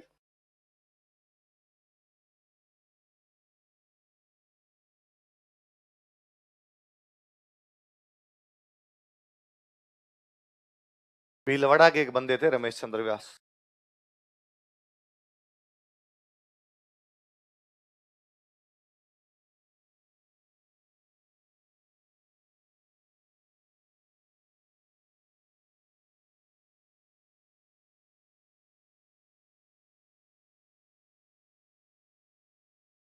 प्रथम सत्याग्रही कौन थे, कहां के थे रमेश चंद्र व्यास? लिख लो भले कोष्टक में, भीलवाड़ा, रमेश चंद्र व्यास। कहां के थे रमेश चंद्र व्यास? भीलवाड़ा। अब ये बड़े बड़े नेता सारे गिरफ्तार होने लग गए। एक बड़े नेताओं में गिरफ्तार हुए भूरेलाल बया। कौन गिरफ्तार हुए?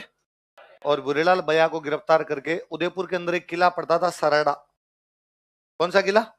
एकदम भाई साहब जंगल में किला, दूर दूर तक ना बंदा ना बंदे दी जात, ऐसा किला था, उसमें ले जाके बंद किया। इस किले को बोलते मेवाड़ का काला पानी। क्या बोलते? जैसे भारत में किसी काले पानी की सजा देते उसको भेजते अंडमान निकोबार। कहाँ भेजते? दूर दूर तक बंगाल की खाड़ी का पानी पड़ा, इसके अलावा कुछ भी दिखाई नहीं देता। वैसे उदयपुर में किसी को बंद करना होता कहाँ भेजते? सरड़ा। लिखो, भूरेलाल बया को सरड़ा किले में नजरबंद कर दिया गया। Bhurelal Baya was house arrested in Sarada fort. Bhurelal Baya को सरड़ा किले में नजरबंद कर दिया गया। Bhurelal Baya was house arrested in Sarada fort. Bhurelal Baya को सरड़ा किले में नजरबंद कर दिया गया था। Bhurelal Baya was house arrested in Sarada fort. Sarada किले में क्या कर दिया गया था? नजरबंद कर दिया गया था। लिख लो, इसे मेवाड़ का काला पानी कहा जाता है। इट इज कॉल्ड एज काला पानी ऑफ मेवाड़। इसे मेवाड़ का काला पानी कहा जाता है।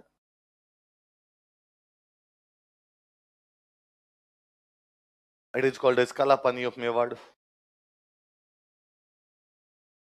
क्या कहा जाता है इसे? मेवाड़ का काला पानी कहा जाता है। किसको? सरड़ा। मेवाड़ का क्या कहते हैं? काला पानी कहा जाता है।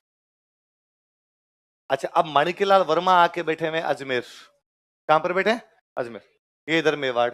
माणिकलाल वर्मा अजमेर में मीटिंग ले, अजमेर में मीटिंग ले लेके मेवाड़ के शासन की धज्जियां उड़ाए, और मेवाड़ वाले यूं बैठे बैठे दांत किटकिटाए कि वर्मा एक बार इधर आ जा, फिर हम बता देंगे क्या होता है। और वर्मा जी एकदम यहाँ बाउंड्री बाउंड्री पर गांव में मीटिंग ले, मेवाड़ वालों को सुना सुना के गिल्ला, पकड़ो देखे मुझे। पर एक दिन वर्मा जी गलती कर गए, और वर्मा जी एकदम बाउंड्री के ऊपर एक गांव था ऊंचा। कौन सा गांव था? इस ऊंचा गांव में मीटिंग करने चले गए। मेवाड़ वालों ने ऊंचा ऊंचा उठाया, और इतनी पिटाई की वर्मा जी की, थी भयंकर पिटाई की कि गांधी जी ने अपने अखबार में लेख लिखा था। हरिजन अखबार था गांधी जी। कौन सा था?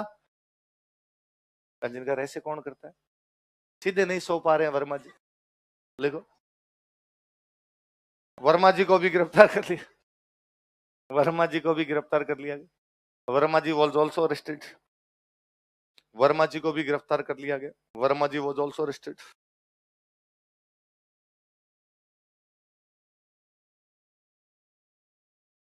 वर्मा जी को भी गिरफ्तार कर लिया गया। वर्मा जी was also arrested. Gandhi ji ने अपने हरिजन समाचार पत्र में इसकी आलोचना की थी। Gandhi ji criticised it in his newspaper named Harijan. Gandhi ji ने अपने हरिजन समाचार पत्र में इसकी आलोचना की थी। Gandhi ji criticised it in his newspaper named Harijan. Gandhi ji ने अपने हरिजन समाचार पत्र में इसकी आलोचना की थी। यंग इंडिया चल रहा है ना, यंग इंडिया, हरिजन, नवजीवन, बापू के खूब सारे अखबार थे। गांधी जी ने अपने हरिजन समाचार पत्र में इसकी आलोचना की थी। Gandhi ji criticised it in his newspaper named Harijan. Abhay Verma ji जेल चले गए। थोड़े दिनों बाद मेवाड़ के राजा को खुद को याद आ गई कि यार कितने दिन हो गए पंचेड़े सुने हुए। क्या वर्मा जी यार पंचेड़ा सुना दो। वर्मा जी ने कहा बाहर निकालो जेल से, फिर मैं अधिवेशन करूंगा, और अधिवेशन में क्या सुनाऊंगा? पंचेड़ा। लिखो, प्रथम अधिवेशन, फर्स्ट सेशन। प्रथम अधिवेशन, फर्स्ट सेशन।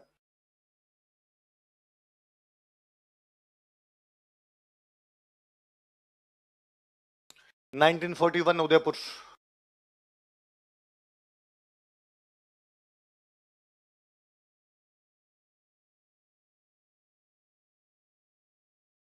कहां बुलाया गया पहला अधिवेशन? उदयपुर में। कब बुलाया गया? 1941। लिखो, अध्यक्ष माणिकलाल वर्मा। उनको आता था पंचेड़ा, वही बनेंगे अध्यक्ष। अध्यक्ष माणिकलाल वर्मा। और साहब पहला अधिवेशन है तो बड़े आदमी को लेके आओ, कोई को उद्घाटन करवाओ किसी से। तो एक बड़े आदमी को लेके, कांग्रेस के एक बड़े नेता थे जिनका नाम था आचार्य जीवनदास भगवान दास कृपलानी। क्या नाम था? बोलो देखे। आचार्य जीवनदास भगवान दास कृप, दोबारा बोलो देखे। भगवान दास। मेरी तरह मार साहब थे तो आचार्य लग गया। नाम था जीवनदास भगवान दास कृपलानी, जिनको आप कहते हो जे बी कृपलानी। पढ़ते हो जे बी कृपलानी नाम? कहां पढ़ा जे बी कृपलानी का नाम? विधानसभा में उपाध्यक्ष थे, अध्यक्ष थे। हाँ, किसके अध्यक्ष थे? अल्पसंख्यक समिति के अध्यक्ष थे, उसके उपाध्यक्ष थे। कांग्रेस की इनॉग्रेशन स्पीच दी थी। हाँ, मूल अधिकार समिति के अध्यक्ष थे। हाँ, अरे ढंग से पढ़ा करो। मूल अधिकार एवं अल्पसंख्यक समिति के अध्यक्ष थे सरदार वल्लभ भाई पटेल। मूल अधिकार और अल्पसंख्यक समिति के अध्यक्ष कौन थे? अध्यक्ष कौन थे? वल्लभ भाई। अब सुन बात, जल्दबाजी करते रहते हो, जल्दी काम शैतान का। अब एक कमेटी बना दी मूल अधिकार अल्पसंख्यक, अध्यक्ष किसको बना दिया? वल्लभ भाई। वल्लभ भाई पटेल भी इतना काम था, ये काम कहां संभालते? फिर उन्होंने कहा मूल अधिकार की एक सब कमेटी, अल्पसंख्यक मामलों की सब कमेटी, मूल अधिकारों की उप समिति, अल्पसंख्यक मामलों की उप समिति। मूल अधिकारों वाली उप समिति के अध्यक्ष कौन होंगे? जेबी कृपलानी। और अल्पसंख्यक मामलों वाली की कौन होंगे? हरीश चंद्र मुखर्जी। कौन होंगे? एच.सी. मुखर्जी। हरीश चंद्र। आपको भी अजीब नहीं लगा कि मुखर्जी तो ब्राह्मण है, अल्पसंख्यक मामलों की समिति का अध्यक्ष कैसे बन गया? उप समिति का अल्पसंख्यक मामलों की उप समिति का अध्यक्ष बने मुसलमान, बने सिख, बने ईसाई, बने जैन। ब्राह्मण किधर बन गए? हिंदू है, हिंदुओं के अंदर भी खूब सारे होते हैं, अल्पसंख्यक तो कैसे नहीं हो सकते? आप पढ़ते हो तब यूं आपको लगता नहीं अजीब सा? हाँ सर, पहली बात सर पढ़ते ही नहीं है, और सर ऐसे लगने लग गया तो पढ़ भी नहीं पाएंगे सर। जैसे तैसे करके पढ़ रहे हैं सर, वो खूब है सर। हरीश चंद्र मुखर्जी ईसाई बन गए थे। क्या बन गए थे? क्रिश्चियन बन गए थे, ईसाई बन गए थे। अल्पसंख्यक मामलों का अध्यक्ष तो फिर ईसाई, सिख, मुसलमान यही होने चाहिए भाई। जो माइनॉरिटी है वही माइनॉरिटी के मामले देखे, तो माइनॉरिटी ईसाई थे, तो हरीश चंद्र मुखर्जी ईसाई बन गए थे, इसलिए उनका भाई आप ये मैटर संभाल लो। तो जेबी कृपलानी कौन सी उप समिति के अध्यक्ष थे? उस समिति के अध्यक्ष कौन थे? सरदार वल्लभ भाई। और उप समिति के अध्यक्ष कौन थे? पूरा नाम क्या था जेबी कृपलानी का? आचार्य जीवन दास भगवान दास कृपलानी। दोबारा बोलो।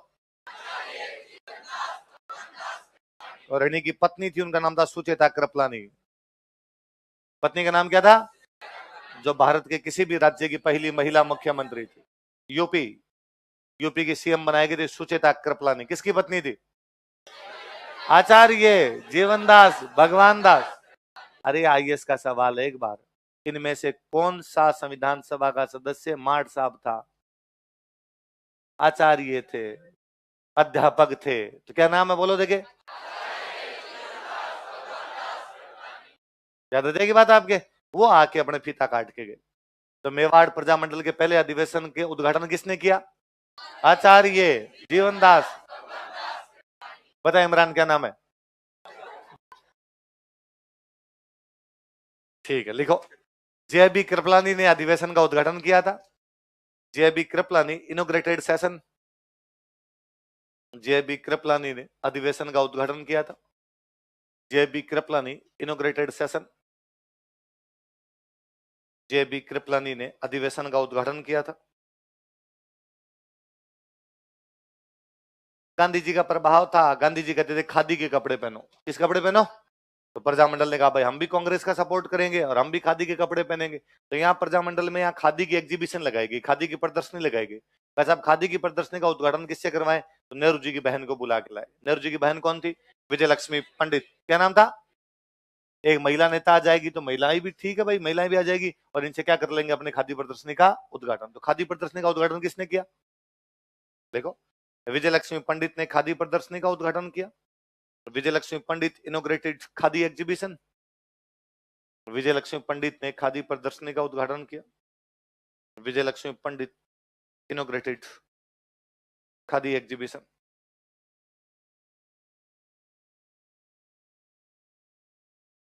खादी प्रदर्शनी का उद्घाटन किया, इनोग्रेटेड खादी एग्जीबिशन।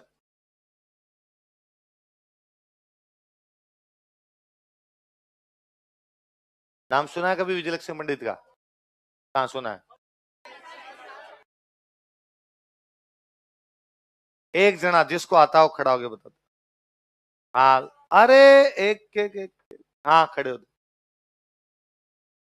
संयुक्त राष्ट्र महासभा में, अरे चुप हो जाओ, शांति। हाँ, संयुक्त राष्ट्र महासभा की अध्यक्ष थी। अभी कौन है संयुक्त राष्ट्र महासभा का अध्यक्ष? Antonio Guterres. अभी कौन अध्यक्ष? Antonio Guterres. जो एक बार अध्यक्ष बनता हो कितने साल के लिए रहता है? 1 साल। 1 साल। एंटोनियो गुटेरेस हट गया।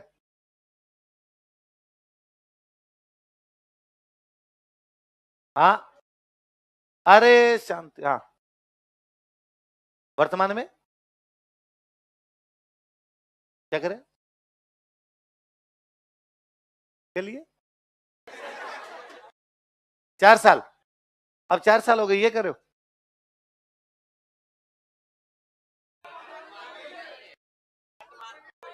वर्तमान में वही है, विजय लक्ष्मी पंडित जी, एंटोनियो गुटेरेस। तो कितने साल का कार्यकाल होता है? 2 साल। गुटेरेस को तो मुझे लगता है काफी साल हो गए। हाँ, सुनो, बात सुनो। तुम लोग पढ़ते नहीं हो, तुम्हें कुछ भी नहीं आता है ना। कभी अपने ऊपर तरस खाया करो, बैठ जाओ तुम। यूवन जो है, यूवन के अंदर कई अलग अलग संगठन होते हैं। एक यूवन में संगठन होता है जिसका नाम है महासभा। क्या नाम है? General assembly. क्या बोलते हैं? जनरल असेंबली बोलते हैं, महासभा बोलते हैं। यूवन के जितने मेंबर होते हैं वो महासभा के मेंबर होते हैं। यूवन में जितने मेंबर होते हैं वो किसके मेंबर होते हैं? महासभा। वो जो जनरल असेंबली होती है वो सितंबर के अंदर असेंबल होती है।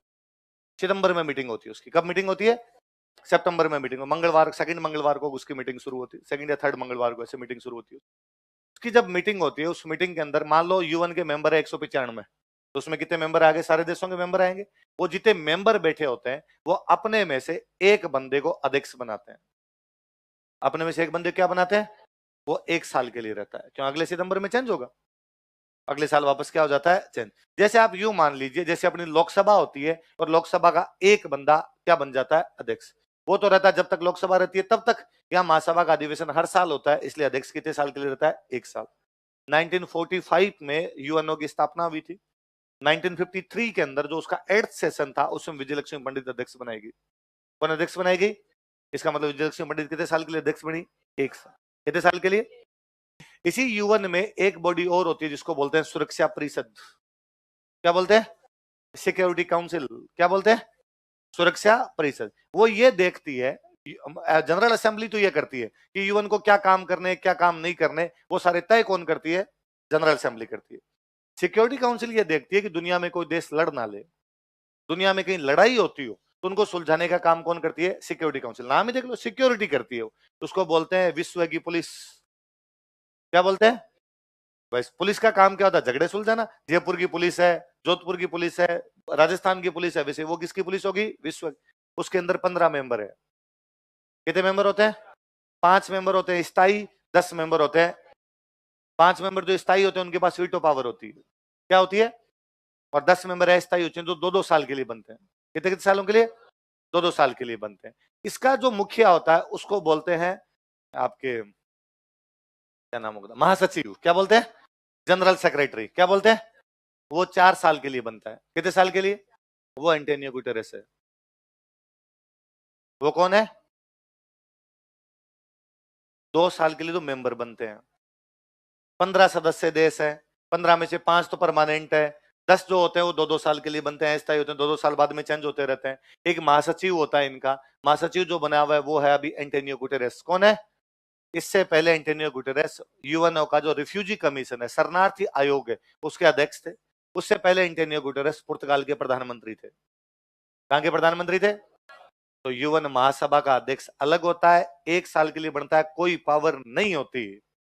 आपको क्या लगता है विजय लक्ष्मी पंडित को दुनिया की पूरी की पावर दी? इतने भले दिन आए अपने।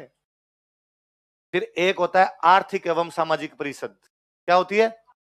आर्थिक एवं सामाजिक परिषद, इकोनॉमिक एवं सोशल काउंसिल होती है।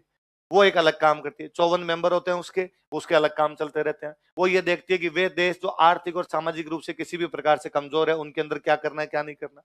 एक उसका संगठन होता है, उसका नाम है न्यास परिषद। क्या नाम है? Trustee council. अब ट्रस्टी काउंसिल अब तो कोई काम करना ही बंद हो गई। पहले उस काउंसिल का काम यह था कि सेकंड वर्ल्ड वॉर के बाद में वे देश जो अंग्रेजों ने आजाद कर दिए पर बहुत गरीब थे, उनका ध्यान कौन रखेगा? जैसे भारत छोड़ के गए तो भारत एक बड़ा देश था, खुद को संभाल सकता था। कई छोटे छोटे देश छोड़ गए, अंग्रेज छोड़ गए, फ्रांस छोड़ गए, जर्मनी छोड़ गए, अब उनको संभाले कौन? कबीले आपस में एक दूसरे कूट कूट के मार देंगे तो बाद में यूएनओ ने कहा हम इनका ध्यान रखेंगे। पर 1994 में लास्ट देश तो उनके पास में था पनामा। पनामा को छोड़ दिया, उसके बाद अब उनके पास कोई भी काम, एक उनका मेंबर जो होता है वो होता है अंतरराष्ट्रीय न्यायालय। कौन सा होता है? यूएन के मेंबर के रूप में जो उधर काम करता है अंतरराष्ट्रीय न्यायालय, इंटरनेशनल कोर्ट ऑफ जस्टिस, जिसका मुख्यालय लगता है हेग। कहां लगता है?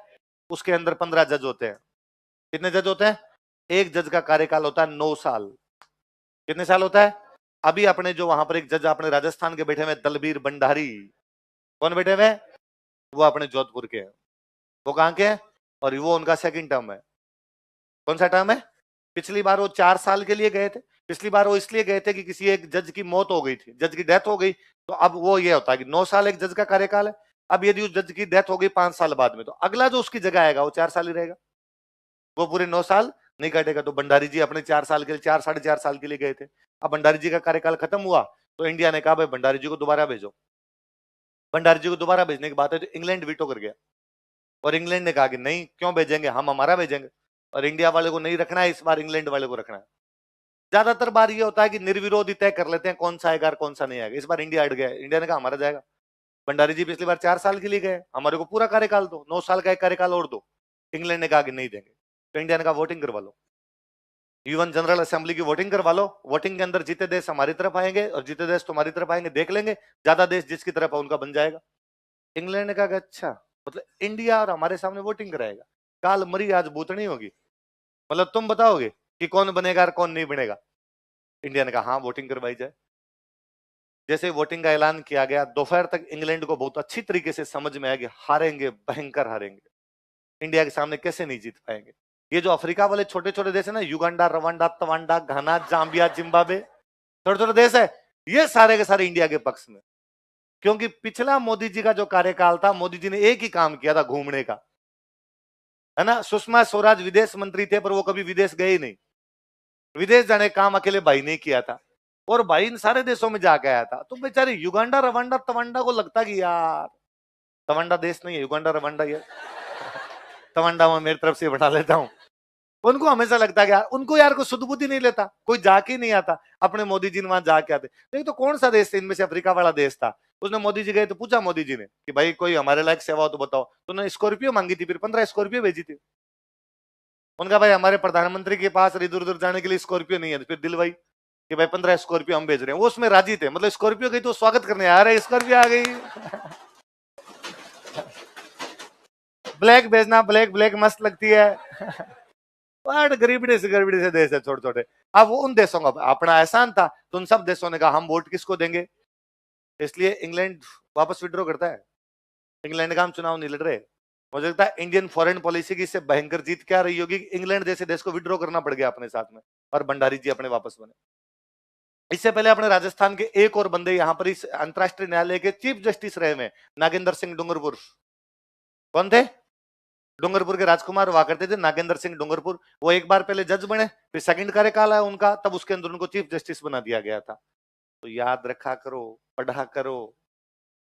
यूएन महासभा का अध्यक्ष साहब कोई शायद मलेशिया का, मालदीव का कहीं का है, 1 साल के लिए बनता है, कुछ नासिर वासिर ऐसा कुछ नाम, मैं भूल रहा हूँ नाम तो। पर पहले विजयलक्ष्मी पंडित 1 साल के लिए बनी थी। अब जो भी कोई बंदा हो 1 साल के लिए, 1 साल बाद वापस, अब सितंबर आएगा, सितंबर में वापस चेंज हो जाएगा। इसलिए जिंदगी में एक नाम याद कर लिया, गुटेरस, उसको सब जगह बताना है। कोई पूछ ले कौन है, साहब गुटेरस है। गुटेरस वाली जगह पे अपन ने केवल चुनाव लड़ा हुआ है। गुटेरस से पहले जो यूएन के जनरल सेक्रेटरी थे उनका नाम था बान की मून। क्या नाम था? साउथ कोरिया से बान की मून थे। बान की मून के सामने चुनाव लड़ा था शशि थरूर। किसने चुनाव लड़ा था? शशि थरूर तो जानते ही होंगे, भाई की फोटो इधर उधर आती ही रहती है, 5-7 महिला इधर खड़ी, 5-7 महिला इधर खड़ी। तो वो जो शशि थरूर है वो चुनाव लड़ गए थे, और उस टाइम सरदार जी वाली गवर्नमेंट थी, ध्यान दिया नहीं। यदि गवर्नमेंट ने थोड़ा सा ध्यान दिया होता तो हम उस समय महासचिव बनवा जाते। पर बाकी देशों से हमने कांटेक्ट ही नहीं किया। शशि थरूर ने अपने लेवल पे कांटेक्ट किया, जीता कर सकते थे। शशि थरूर हार गए, बान की मून जीत गए। यदि उस समय बान की मून के वर्ल्ड चुनाव के टाइम में शशि थरूर जब लड़ रहे थे, हम यदि थोड़ा सा ध्यान देते और इन छोटे छोटे देशों से सहयोग ले लेते उस टाइम, तो अपने शशि थरूर को महासचिव बनवा जाते। तब ध्यान दिया नहीं, उसके बाद बारी आई नहीं। शशि थरूर आजकल आपके तिरुवनंतपुरम से एमपी है, केरला से एमपी बनते, सेकंड टर्म के एमपी है, तो अब पॉलिटिक्स करनी शुरू कर दी। पहले वो यूएन के अंदर ही हुआ करते थे, यूएन में लंबा काम किया हुआ था, तो बंदा यूएन में इतना लंबा रहा हुआ, इसलिए उसकी इंग्लिश इतनी अच्छी है कि वो बोलता था, इंग्लिश मीडियम वालों को समझ नहीं आता कि बोला क्या है। इतनी लंबी लंबी स्पेलिंग बोल जाता है कि बाद में डिक्शनरी के अंदर ही मिलती नहीं है। कई बार ट्वीट कर जाता है, ढूंढना पड़ता है कि है क्या, XYZ ABC D, अरे बनता क्या है इसका मतलब तो बता। तो वो शशि थरूर पहले यूएन में काम करते, तो यूएन का उनका चुनाव लड़ा हुआ है। बाकी इंडिया इस प्रकार के भागे, महासचिव लेवल पर कभी पहुंचा नहीं, चुनाव लड़ा है। महासचिव लेवल पर अपनी सॉरी महासभा में अपनी एक महिला अध्यक्ष रही थी, वो महिला कौन है? विजयलक्ष्मी। याद रहेगा, कल मैं यूएन के बारे में कुछ ही पूछ लूंगा आपसे, पढ़ गया होगे। और ऐसी चीजें पढ़ाने की नहीं होती, सबको पता होनी चाहिए। आपके आजकल जनरेशन वाले, आप जितने टाबर आ रहे हो, आपके साथ भयंकर भयंकर समस्या है कि आप जिंदगी में अखबार नहीं पढ़ते। मुझे लगता है यार, कोई सिविल की तैयारी करता है अखबार नहीं पढ़ता, धूड़ है उसके कि उसने अखबार ही नहीं पढ़ा। तो और इसलिए मार्केट को आपका पता चला कि आप में अखबार पढ़ने की हिम्मत भी नहीं है, इसलिए मार्केट 10-10 रुपए की वो गाइड निकाल देता है, कहता क्रोनोलॉजी पढ़ लो, क्रोनिकल पढ़ लो। मुझे बड़ा अचंबा होता है जब कोई स्टूडेंट आगे पूछता है करंट कितने महीने का पढ़ना है। यार ये हालात है। यदि पिछले 20 साल की घटनाएं यदि आपको पता नहीं हो तो करते क्या हो। मैं कहता हूं गांव में अब आजकल थोड़े मोबाइल आ गए, इन दिनों में सब तरफ भी असर पड़ा होगा। बाकी आज के 10-15 साल पहले तक मुझे याद है, मैं जब 9, 10, 11, 12 में पढ़ा करता था, गांव में प्रत्येक घर में शाम को 8:45 बजे बीबीसी की खबरें हर कोई सुनता था। अनपढ़ से अनपढ़ किसान आपको बता दिया करता यूक्रेन रूस विवाद क्या है। जब टीवी नहीं थे तब भी लोग रेडियो से सुन सुन की बातें पता कर लिया करते। 1905 में रूस और जापान के बीच में युद्ध हुआ था। अंग्रेजों की एक रिपोर्ट में पढ़ रहा था, उसमें अंग्रेज इस बात पे ताज्जुब करते हैं कि भारत के गांव गांव के अंदर पता है कि जापान ने रूस को हरा दिया। 1905। तो हमारे बड़के करंट के प्रति अपडेट रहते थे, उनको सिविल की तैयारी नहीं करनी थी। तो ये सवाल बकवास सवाल आपका कि करंट कितने महीने का पढ़ना है। करंट तब का पढ़ना है जब तक के बारे में आप जान सकते हो। कब से शुरू करें? आज से कर लो। ये डेली हैबिट होनी चाहिए कि रात को सोते टाइम 1 घंटे अखबार पढ़ना है। पर अखबार भी पढ़ने का पता होना चाहिए, ये नहीं कि अखबार में पढ़ रहे हो टेम्पो ट्रेलर की भिड़ंत में 7 मरे 8 घायल, है ना, प्रेमी संग फरार और पुलिस। ये तो पढ़ने लग जाओगे तो अखबार आज कंप्लीट हो कल कंप्लीट हो। अखबार का जैसे दैनिक भास्कर, मेरे पास भास्कर आता, मैं ज्यादातर भास्कर पढ़ा। पत्रिका भी वैसा ही आता लगभग। उसका जो सेकंड लास्ट पन्ना आता है, उस पन्ने का नाम होता है देश विदेश। क्या आता है? बहुत अच्छे से तन्मयता से पढ़ो देश विदेश क्या। और अपने रूम के अंदर आपके हमेशा वर्ल्ड मैप होना चाहिए। सामने वर्ल्ड मैप लगाओ, जैसे उसमें किसी देश का नाम दे रहेगा, उसमें देगा चिल्ली के अंदर ज्वालामुखी फटा, तो आप देखो चिल्ली का है, कहाँ है, क्या लोकेशन है उसकी, क्या क्या चीजें होगी वहां पे। या कभी कोई यार उसके अंदर लिखा कि भारत ने कहा कि इंडोनेशिया के साथ में हमारे संबंध मजबूत किए जाएंगे। आप चेक कीजिएगा इंडोनेशिया कहाँ है। आप इंडोनेशिया देखेंगे तो आपको लगेगा अरे उसमें तो कई द्वीप है। आप द्वीप देखो तो आप पता चलेगा यार उसमें ऊपर तो है जावा, जावा के नीचे सुमात्रा, इधर साइड में पड़ा है बाली। फिर कभी आईएएस में सवाल आया कि अंडमान निकोबार के नजदीक में कौन सा द्वीप लगता है? जावा, सॉरी सुमात्रा, पहले सुमात्रा फिर जावा है, तो कौन सा लगता है कि सुमात्रा। तो सुमात्रा, तो ये मैप देख देख के चीजें तैयार हो जाएगी। फिर उसके बाद में इधर खेल वाला पेज आता है, खेल वाले पेज को बहुत अच्छे से पढ़ा जाए, उसमें से क्वेश्चन निकल के आते हैं हर बार। उसके बाद में आपके एक पेज आता है संपादकीय, ऑडिटोरियल। ऑडिटोरियल पे देश विदेश में जो घटनाएं चल रही होती है उन पे पक्ष और विपक्ष दोनों में लिखा आता है। पर राजस्थान में राइट टू हेल्थ, तो अब राइट टू हेल्थ सही है गलत है, उसमें डेली ऐसे व्यूज आएंगे। एक दिन एक बंदा लिखेगा पूरा सही है, एक दिन एक बंदा लिखेगा पूरा गलत है। अपने कम से कम फैक्ट तो तैयार हुए कि क्या अच्छाइयां बतानी है, क्या बुराई बतानी। 4-5 उसके अंदर आते हैं। उसके बाद में हो सके तो एक उसका बीच में एक पेज होता है संपादकीय से, इधर वाला एक पेज आता है, एक पेज छोड़ के इकोनॉमी, इकोनॉमी वाला पेज समझ में आता है यदि तो इकोनॉमी वाला पेज पढ़ा जाए, ताकि पता रहे रेपो रेट कितनी बढ़ गई, रिवर्स रेपो रेट कितनी हुई, बैंक रेट क्यों बढ़ा दी, महंगाई कितनी चल रही है, शेयर मार्केट कहाँ चला गया, सेंसेक्स कहाँ जा रहा है, अमेरिका वाले में के अंदर यदि ब्रेकडाउन आ रहा है उसके अंदर तो क्यों आ रहा है, उसके अंदर सारी बातों से आप अवेयर रहेंगे। फिर उसका मेन पेज पढ़ा जाए। मेन पेज पे भी हो सके तो पॉलिटिकल न्यूज को अवॉइड किया जाए, कि पॉलिटिकल न्यूज नहीं पढ़ी जाए। पॉलिटिकल न्यूज का मतलब सिंपल ऐसी न्यूज आती है कि प्रधानमंत्री मोदी ने कहा कि ममता बनर्जी सही काम नहीं कर रही, ममता बनर्जी ने कहा कि प्रधानमंत्री मोदी राक्षस है। ऐसे बयान आते हैं नेताओं की टाइप के बन ना पढ़ा जाए। ऐसी कोई खबरें हो जिसके अंदर आए कि सरकार ने फलाना बिल पास कर दिया, आप पढ़ो, क्योंकि वो आपके संविधान में कहीं ना कहीं जुड़ेगी, कोई ना कोई आर्टिकल जुड़ेगा, कोई ना कोई चीज से जुड़ेगा। इसलिए अखबार पढ़ा कीजिए, रात को पढ़ा कीजिए, सुबह सुबह उठते कोई अखबार नहीं पढ़ेगा। यदि आप सुबह सुबह अखबार पढ़ते इसका मतलब आप तैयारी तो नहीं करते कम से कम।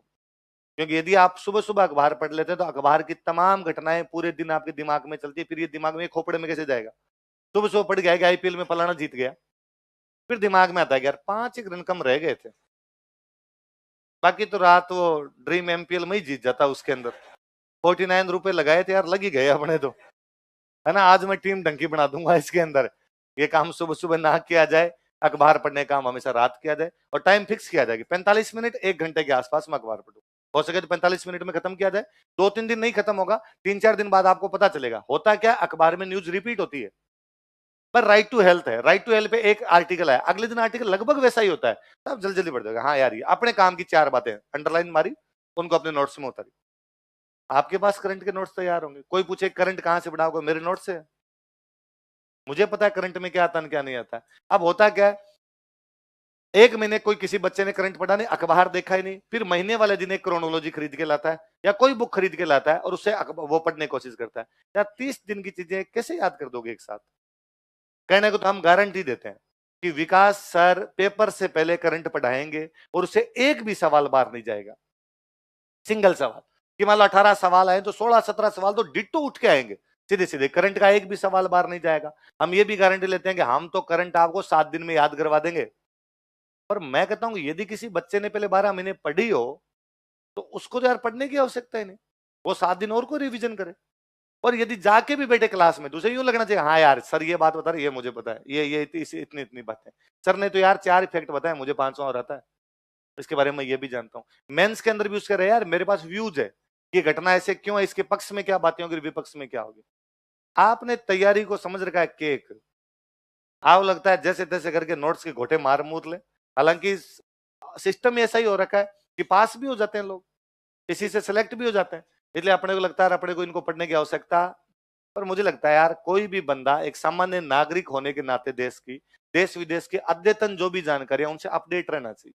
यदि आप पढ़ाई करते टाइम भी ऐसी चीजों से अपडेट नहीं है तो फिर उस पढ़ाई का कोई मतलब नहीं।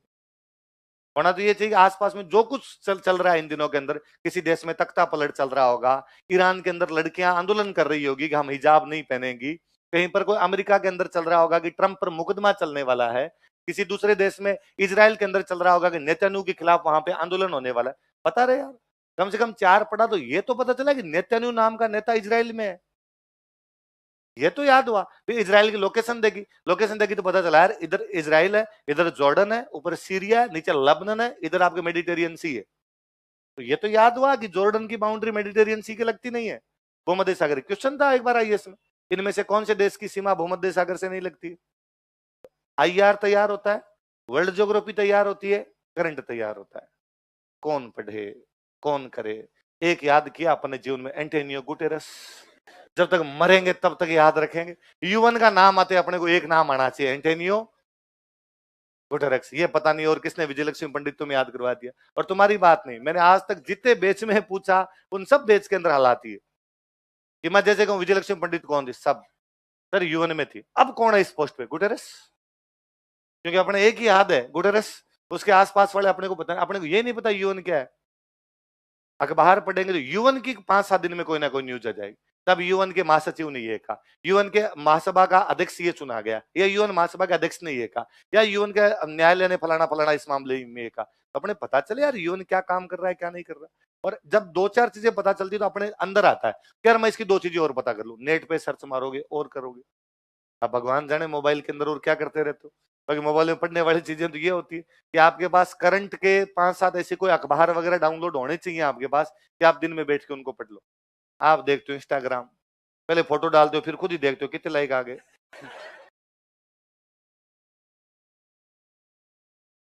आप ये तैयारी कर रहे हैं फिर भी ये लाइक चेक कर रहे हैं, इसका मतलब कम से कम और कुछ भी कर रहे होंगे, लेकिन तैयारी तो आज आपके मोबाइल से सब डिलीट होना चाहिए। इंस्टाग्राम एंड फेसबुक और क्या क्या होता है, व्हाट्सएप और, है ना, और हाँ वो क्या होता है, टेलीग्राम। हाँ टेलीग्राम सब, ये टेलीग्राम पे तो आपका वो आता है शायद टाइम टेबल वो आता है। अब मुझे तो वही लगता है उसका क्या देखना है। तो 1 बजे क्लास होगी, आ जाऊं तो उठ के किताबें लेके कि टाइम टेबल चेक करेंगे, नवीन जी भेजते हैं 1 बजे से क्लास होगा। आपको लगता है अच्छा 1 बजे है क्या? अगले दिन नवीन जी वापस दे, आपको आज भी 1 बजे, क्या बात है। वेरी गुड कोचिंग, डेली 1 बजे करते हो क्लास और बताते भी हो हमारी क्लास 1 बजे। यार 1 बजे क्लास आना है यार, उठ के क्या है, क्या होगा ज्यादा से ज्यादा क्लास ऊपर नीचे हो जाएगी, क्या होगा ज्यादा से ज्यादा एक दिन का देंगे नई क्लास है तो उस कॉपी में लिख लेना। कई बच्चों को, मुझे ये भी बड़ा अजीब सा लगता है कि सर हम तो रजिस्टर ही नहीं लाए। ये कोई संविधान सभा का पेपर है कोई, एक दिन कॉपी में पीछे लिख लिया जाए यार। पर आप यो अलबेले इंसान हो सारे के सारे, इस प्रकार की चीजें नहीं होनी चाहिए। सारे के सारे डिलीट कर दोगे, सबको सौगन खिला दूं।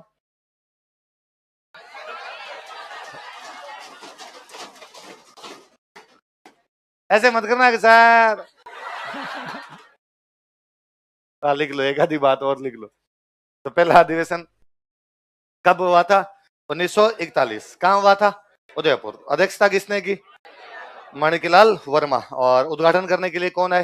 जय बी कृपलानी। और खादी प्रदर्शनी का उद्घाटन कौन करके? अब आ गया भारत छोड़ो आंदोलन। और भारत छोड़ो आंदोलन के अंदर एक तो आपके माणिकलाल वर्मा की पत्नी थी, इनका नाम था नारायणी देवी वर्मा। क्या नाम था? एक यहाँ मार साहब हुआ करते प्यारेलाल बिश्नोई, तो उनकी पत्नी थे भगवती देवी बिश्नोई। क्या नाम था? इन दोनों को गिरफ्तार करके जेल भेजा गया था। तो कोई पूछेगा भाई भारत छोड़ो आंदोलन में मेवाड़ के अंदर 2 महिलाएं जेल भेजी गई, वो महिलाएं कौन कौन थी? नारायण देवी वर्मा और भगवती देवी। ये भगवती देवी बिश्नोई 2013 वाले प्रीलिम्स में सवाल था, लिखो देखे। भारत छोड़ो आंदोलन के दौरान, during Quit India movement, Bharat छोड़ो आंदोलन के दौरान during Quit India movement, Narayani Devi Verma तथा भगवती देवी बिश्नोई को जेल भेजा गया था। Narayan Devi Verma and Bhagwati Devi Bishnoi were sent to jail. Narayani Devi Verma तथा भगवती देवी बिश्नोई को जेल भेजा गया था। Narayani Devi Verma and Bhagwati Devi Bishnoi were sent to jail. ये नारायण देवी वर्मा तो जेल गए तो एकदम छोटा सा बच्चा और था इनके, 6 महीने का बच्चा था गोद में, दीनबंधु वर्मा। तो मुझे लगता है आरपीसी कितनी भली है, आरपीसी ने कम से कम ये तो नहीं पूछा कि जेल जाने वाला सबसे छोटा फ्रीडम फाइटर कौन था। पूछ ले तो दीनबंधु वर्मा का नाम और याद करना पड़ता। तो नारायण देव वर्मा और भगवती देव बिश्नोई को जेल भेजा। हमने पढ़ा कि भाई आपके अखिल भारतीय देसी राज्य लोक परिषद हुआ करती 1946 में। उस अखिल भारतीय देसी राज्य लोक परिषद का 7th सेशन हुआ, 7वां अधिवेशन। वो उदयपुर के अंदर बुलाया गया। उदयपुर के अंदर एक मैदान पड़ता है सलेटिया मैदान। कौन सा मैदान था? लिखो, 1946 ईस्वी में, इन 1946 एडी, 1946 ईस्वी में, 1946 एडी, अखिल भारतीय देसी राज्य लोक परिषद का 7वां अधिवेशन, 7th session of All Indian princely states people's conference. Akhil Bharatiya Desi Rajya Lok Parishad का 7वां अधिवेशन, 7th session of All Indian princely states people's conference. Akhil Bharatiya Desi Rajya Lok Parishad का 7वां अधिवेशन, 7th session of All Indian princely states people's conference Udaipur के सलेटिया मैदान में आयोजित किया गया। Was conducted at Saletia ground of Udaipur. Udaipur के सलेटिया मैदान में आयोजित किया गया। Was conducted at Saletia ground of Udaipur. Udaipur के सलेटिया मैदान में आयोजित किया गया। Was conducted at Saletia ground of Udaipur. Udaipur के सलेटिया मैदान में आयोजित किया गया। Was conducted at Saletia ground of Udaipur. इसके अध्यक्ष थे भाई जवाहरलाल नेहरू। लिख लो, अध्यक्ष जवाहरलाल नेहरू। नेहरू जी आए थे अध्यक्षता करने के लिए। इस 7वें अधिवेशन की अध्यक्षता किसने की थी? जवाहरलाल नेहरू। और साथ में नेहरू जी के खास दोस्त आए भाई, जो आगे चलकर कश्मीर के प्रधानमंत्री बने थे, शेर कश्मीर शेख अब्दुल्ला। क्या नाम था? तो ये कश्मीर के प्रधानमंत्री बने, तब मुख्यमंत्री को वहां प्रधानमंत्री बोलते थे। बाद में इनके बेटे मुख्यमंत्री बने फारूक अब्दुल्ला, फिर इनके पोते मुख्यमंत्री बने उमर अब्दुल्ला। तो शेख अब्दुल्ला इस अधिवेशन में भाग लेके थे, लिख लो। शेख अब्दुल्ला ने भी इस अधिवेशन में भाग लिया था। Sheikh Abdullah also joined this session. Sheikh Abdullah ने भी इस अधिवेशन में भाग लिया था। Sheikh Abdullah also joined this session. Sheikh Abdullah ने भी इस अधिवेशन में भाग लिया था। Sheikh Abdullah also joined this session. कल पढ़ेंगे बाकी।